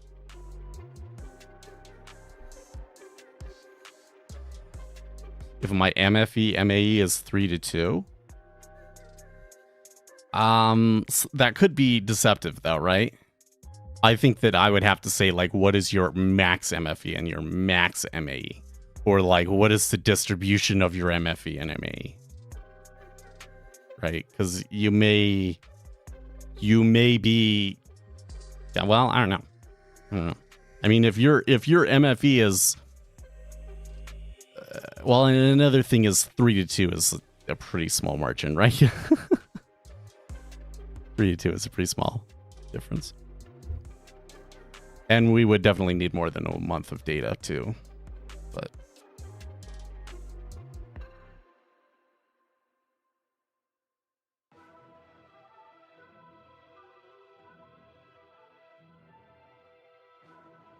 I think that what I do is I just make a pool that is, okay, here's the pool and here's all the documents, and then I just go and file it and register with the NFA. I think that's what I do. And then they'll come back and be like, hey, you can't be advertising a commodities pool on YouTube. And I'm like, well, no, nobody said I couldn't. None of the rules said I couldn't. And I'll be willing to do whatever they want. You can see every little detail about my life, etc. Totally okay with that. You know?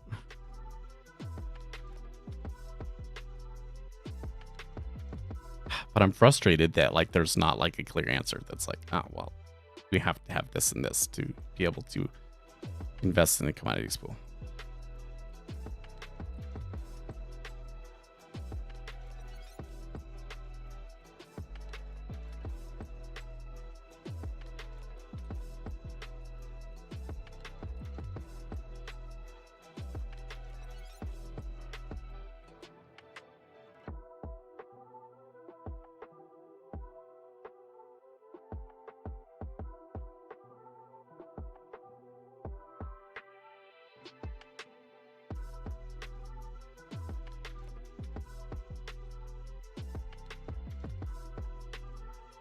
In Financial Juice, I was looking at market mover charts and was amazed on nearly not whipsawing, huh? But, like, dude, look at the KRE, though, man. It is still going down. It does not stop. I'm not even sure which bank is pushing it down. So... Forex Live, banking worries are back and bonds are bid. Yeah. It was around this time last year that U.S. banking worries began to percolate. That ultimately catalyzed into something of a crisis in March as several banks were wiped out, including Silicon Valley Bank, First Republic Bank, Silvergate Bank, and Signature Bank. Others teetered as well as remained badly damaged. The problem is that the treasuries they hold are now worth much less than what they paid for them. That's fine if they hold the bonds to maturity, but if they're forced to raise capital, then they have to take the losses, and that sets off a spiral. The Fed rolled out a program to help them, but now they're pushing banks to use the discount window instead. And you don't want to use the discount window? I gotcha. At the same time, banks have considerable exposure to office real estate, and that sector is terminally damaged by work-from-home policies. That has led and will continue to lead to defaults and bank losses. The issue is back in focus because yesterday, New York Community Bank Corp cut its dividends, citing stress in commercial real estate. That bank took on some of the assets of failing banks last year, and that boosted it up to higher capital thresholds. So it might be idiosyncratic. Oh, I did not you know what? I should have remembered that New York Community Bank Corp was one of the ones that took on all of those assets. Okay. However, it might be a sign of things to come. Tokyo-based Aozora Bank plunged more than 20% after warning of a loss tied to U.S. commercial property. In Europe, Deutsche Bank also raised its U.S. real estate provisions to $133 million in the fourth quarter from a year earlier. There's been a strong bid in bonds the past 2 days, and this could certainly be part of it. Yes. We've had one, yes, but what about a second banking crisis?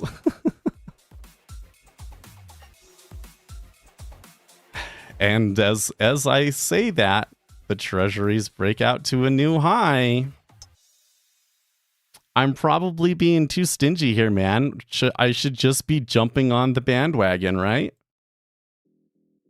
I should just be well, okay, this is 5 basis points. It'd be an okay trade.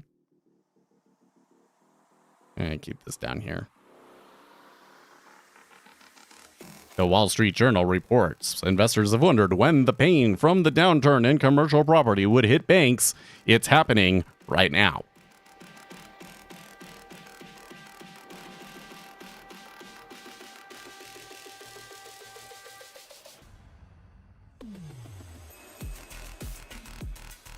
Yeah, chaos erupts in Brussels as rubber bullets fired at farmers protesting outside EU Parliament.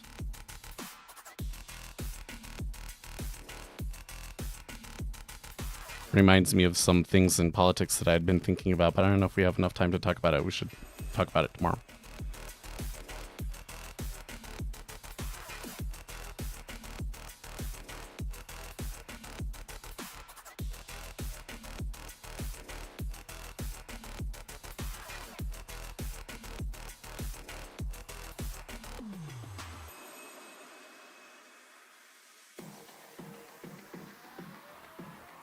Initial and continuing jobless claims surge as layoffs accelerate. The biggest 2-week jump in initial claims in 2 years. There's definitely been some layoffs this past month.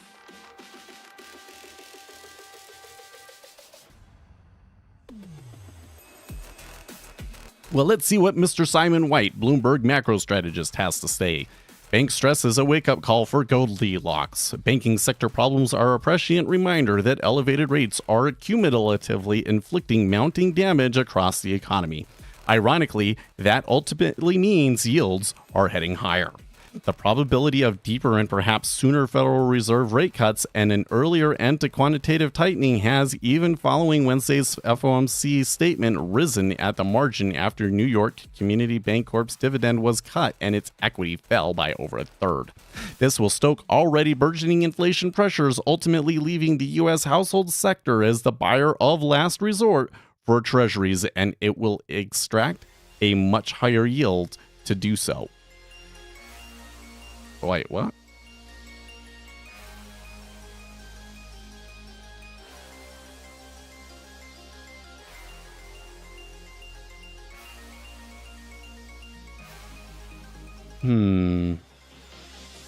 They're telling us why.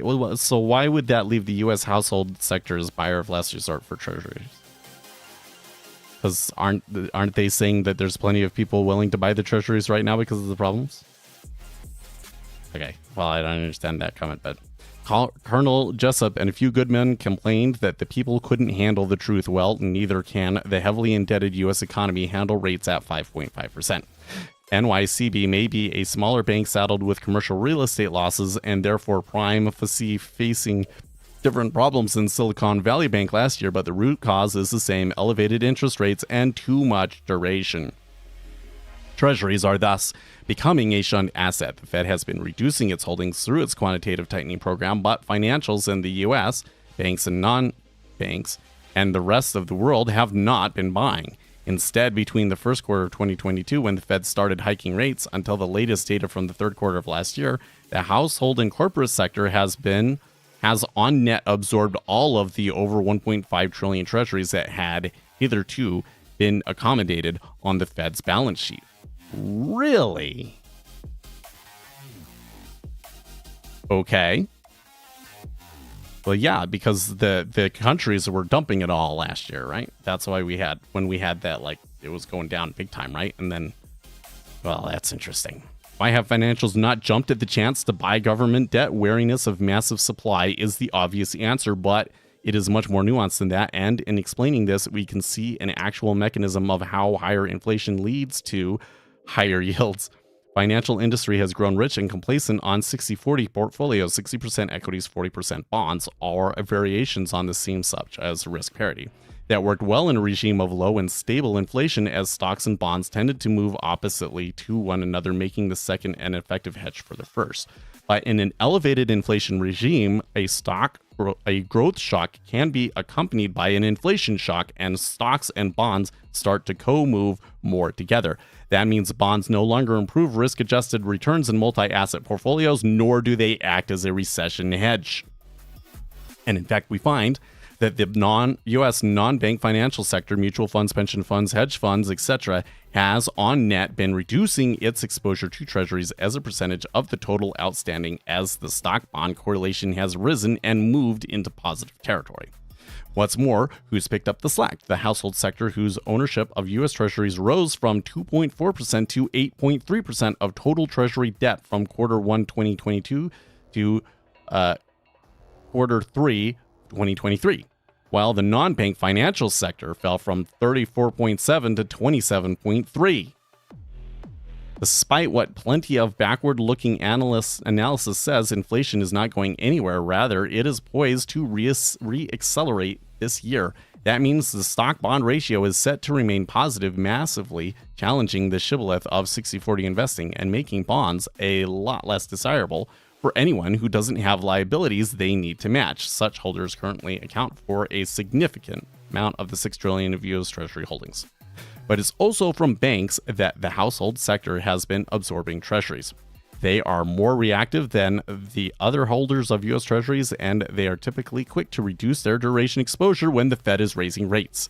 They have reduced their treasury and mortgage-backed security holdings to just under 30% of assets, but that's still historically high, and they have typically decreased their duration by more in previous rate hiking cycles.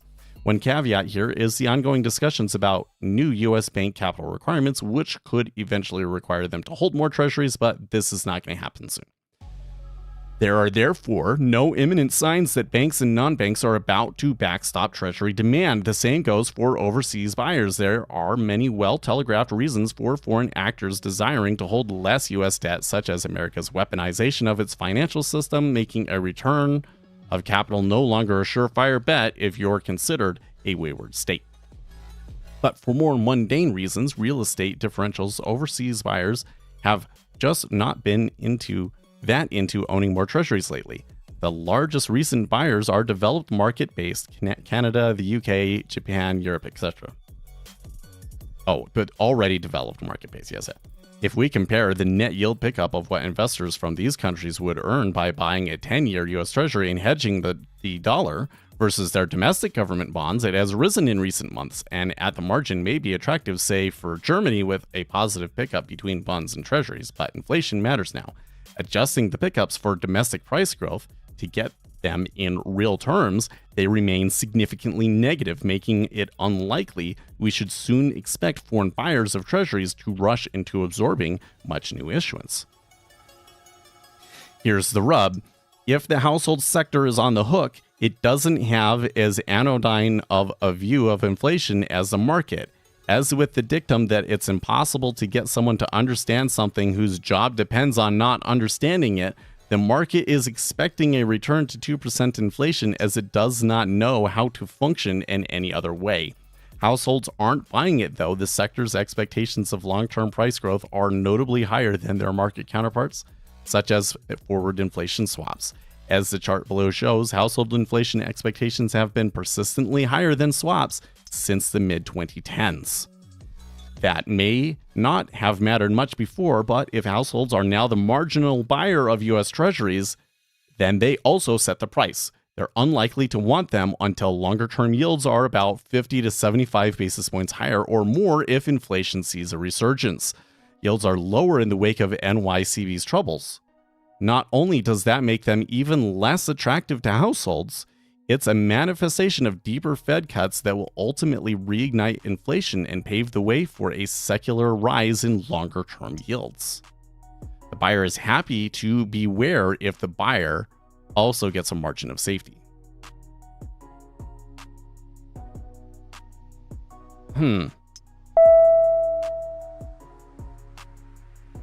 This is my 5-minute warning that I gotta get going. Man, that when they busted that new high there, they busted it, man. Look at that stop run. That's pretty wild.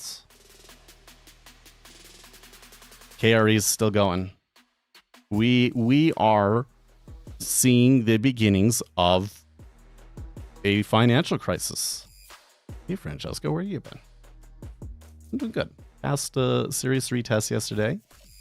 I had an okay trade yesterday. I didn't lose any money today. I just kind of sat on it and watched this uptrend go without me. But I'm happy to sit and watch this one because this is just like scary to me. It looks like we're having the beginnings of a financial crisis, man.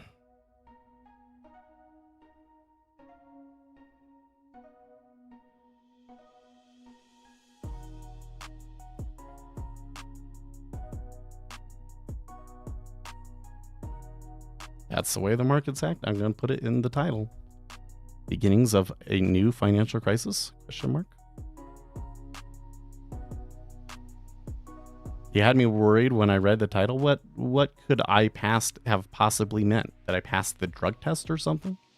Yesterday when I was talking to my work about taking the day off for it, I was like, I don't want to be, because they wanted to do a late night deployment. I'm like, well, I don't want to do anything where like I have to stay up late the day before the test, because I need to be fresh and everything for that, right?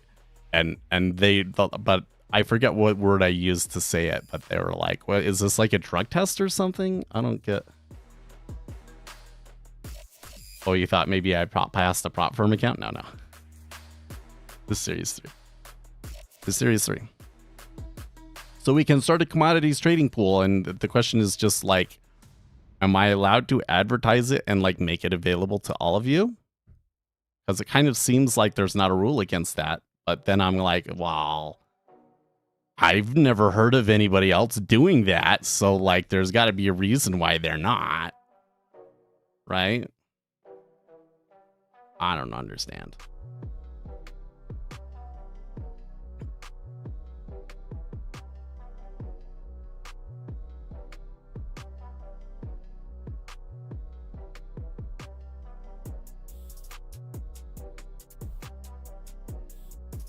That story from Bloomberg really kind of makes the future sound bleak. That like, yeah, they're buying them right now because of some sort of crisis. But like, then if that doesn't happen, who's gonna buy them? You're gonna need households to buy them, and they don't want to because the yield sucks on them. I agree. There is, I really, this whole time I've kind of been like, I think that the market is overpricing the chances of Goldilocks, I'll invest all my entire net worth with you, take 11.48 and profit big. See, I think the problem is that probably we should make it so that like the minimum investment is $500 or $1,000 or something like that. So we would need to we would need to raise enough funds that like so I have to do some math, right? There's quite a bit of work that we got to do before we get this sort of thing, but basically, like, how much of a change in your risk does adding one E-mini contract add to the portfolio? And you need that number to be low enough that the strategy makes sense. So you have to raise a certain amount of capital for it to work. You want the KRE higher time frame? Well, like, you can see as it's been going, but you want to see like the daily,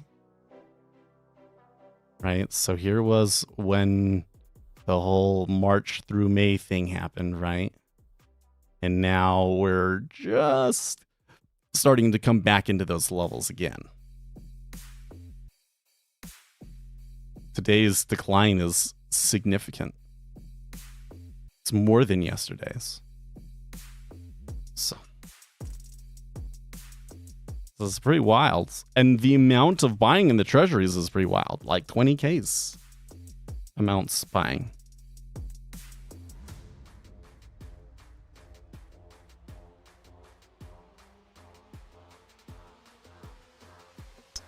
But still a good amount from last. Yeah. There's a good $6 to $8. But look, I mean, this is bonkers, man. That is panic. The treasuries are outright panicking. You know, in the S&P 500, it's like just an average down day, okay? But the treasuries, UB is up 1.5% right now. That's huge. They are panicking. That last little slip up to 0.25 is a bonkers increase, and it's still squeezing.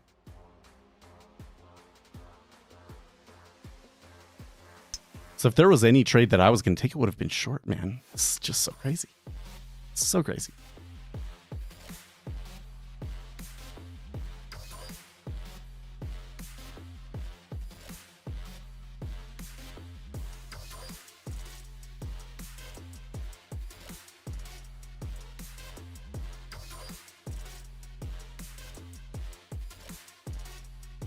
I believe they're assigning Goldilocks a higher delta than they should, so I agree with you on that.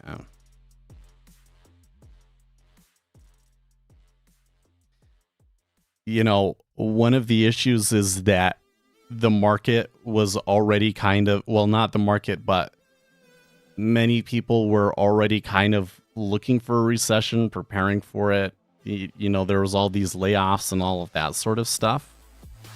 All of a sudden a financial crisis comes along, it absolutely could just throw us right into a recession that quickly.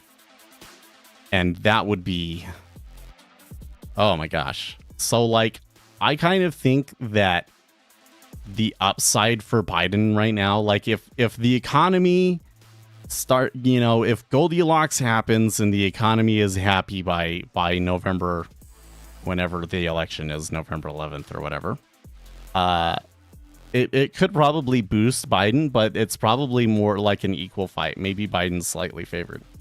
Okay, but if we get a recession coming in here, and maybe it's not even a recession, maybe it's just a financial crisis and turmoil, there's no way he gets reelected, man. You don't stand us a chance at that point.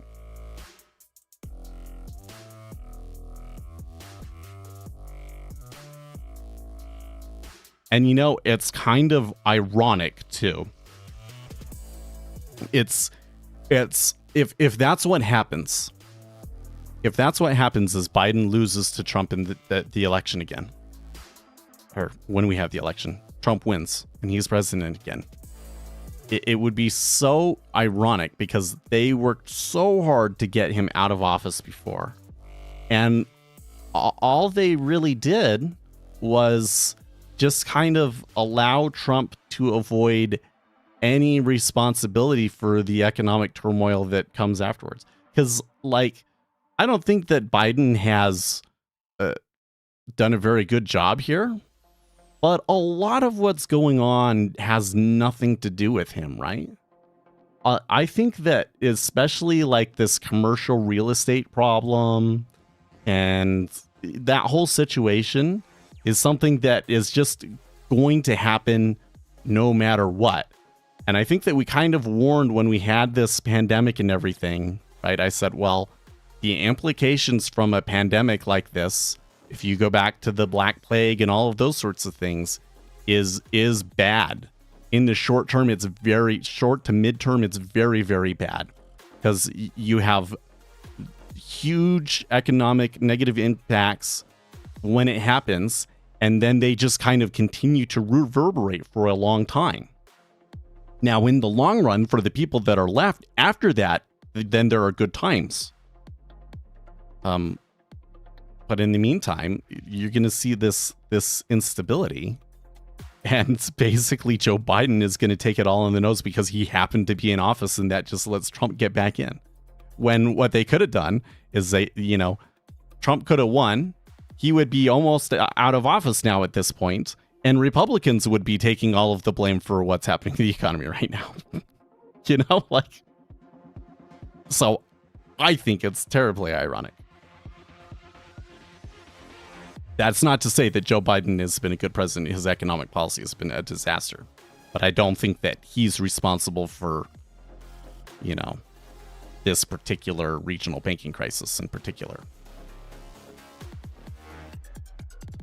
That's only the fault of the banks that bought too much of this stuff.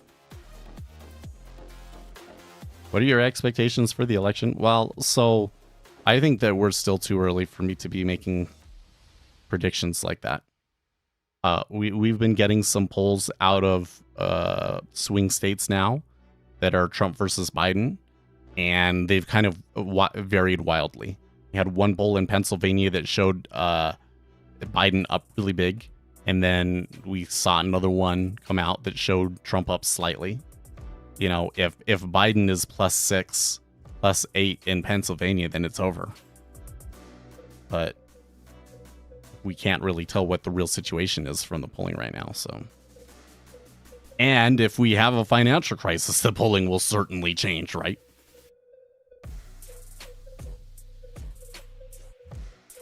Like seriously, if we have a financial crisis and recession before the election, that will cement Joe Biden as the worst performing president of ever.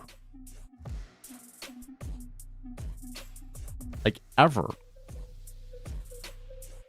Jimmy Carter's got nothing on this guy already. Because it'll be like, you came in, you had the growth, you had a decline, we pulled our way out of that, and then you declined again. Yeah, there's nobody in their right mind that's going to be able to look at that and be able to say, because normally it's like, well, I mean, we can say, well, this is what he's actually responsible for and what he's not by going into the details in the policy. But, you know, some people kind of give you leeway for like, well, you know, can we really blame this president for the, you know, the economic troubles that the country might be having 6 months into his office, or maybe like 1 year into his office? Okay. But like when it's been the full 4 years and you're going to try and blame it on the other guy, that's not going to work, right? Crazy, crazy, crazy. Okay, well, they did pull back from that last one where they went up like 6 ticks. I was like, oh, that made me sick. This is now almost 10, 11 basis points on the day. Absolutely bonkers. I really wanted to take a trade today. I really thought that I was going to have an opportunity to go for higher rates and everything, and it's just completely smashed my expectations. But you remember, because I said this like almost every day last week, wasn't it? It's like whenever you're looking at a certain thing, like will the Federal Reserve cut in March, yada, yada, yada, right? And we're all focused on that. And then something else will come along that is just makes everything else irrelevant. And that's what it looks like is happening. Now that might boil, you know, that might blow over. But it's dominating the market right now. Dominating the treasury market. And wow, even after they pulling back, they right back up there. This is nuts.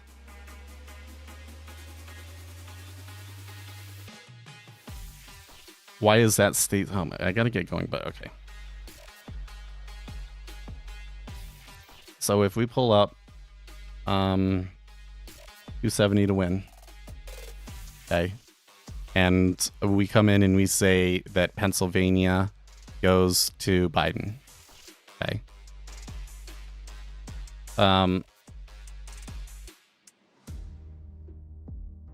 then Trump would basically have to pick up like almost all of these other things, right? So I think Wisconsin and Michigan are maybe about equal, but you know, like if this goes the way that I would think it should go, like I think that he could get Nevada and Arizona. Trump could probably get Georgia. Is North Carolina there? It should be red. Okay. He would still have to pick up like Wisconsin or Michigan, right? He would have to pick up everything. Right. So if Trump is and what are the chances that he's going to pick up Wisconsin and Michigan if he's losing Pennsylvania?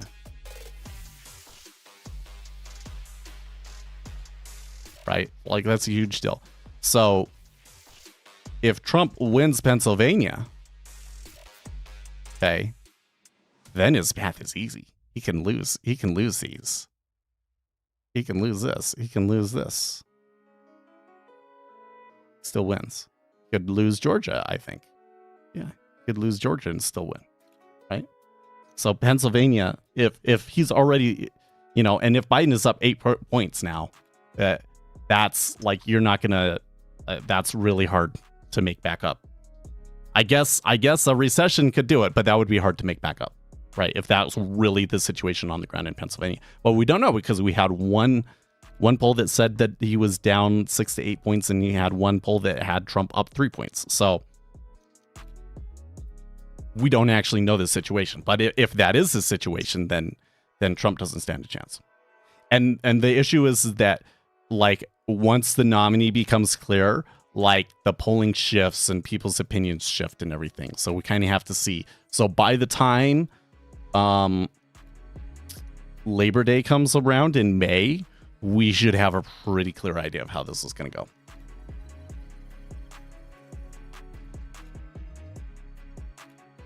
What a crazy, crazy move, man. I am just so flabbergasted by this move. I mean, when I see one like that, how big of a day is this? Well, so I don't know about ZB, but for ZN, it's not as big as the day in December or like the middle of November. It's not as big as the days when Silicon Valley Bank was going kaput, but it's pretty extreme, and it's a 2-day run, and we are probably going to start to see momentum come in here as well. You know, especially if they make a new high, like above 113.12. Which is not that far away either. I mean, for this trend, that would be easy, but who knows how far it's going to go. But like, if this trend continues tomorrow, they're almost certainly smashing that, right?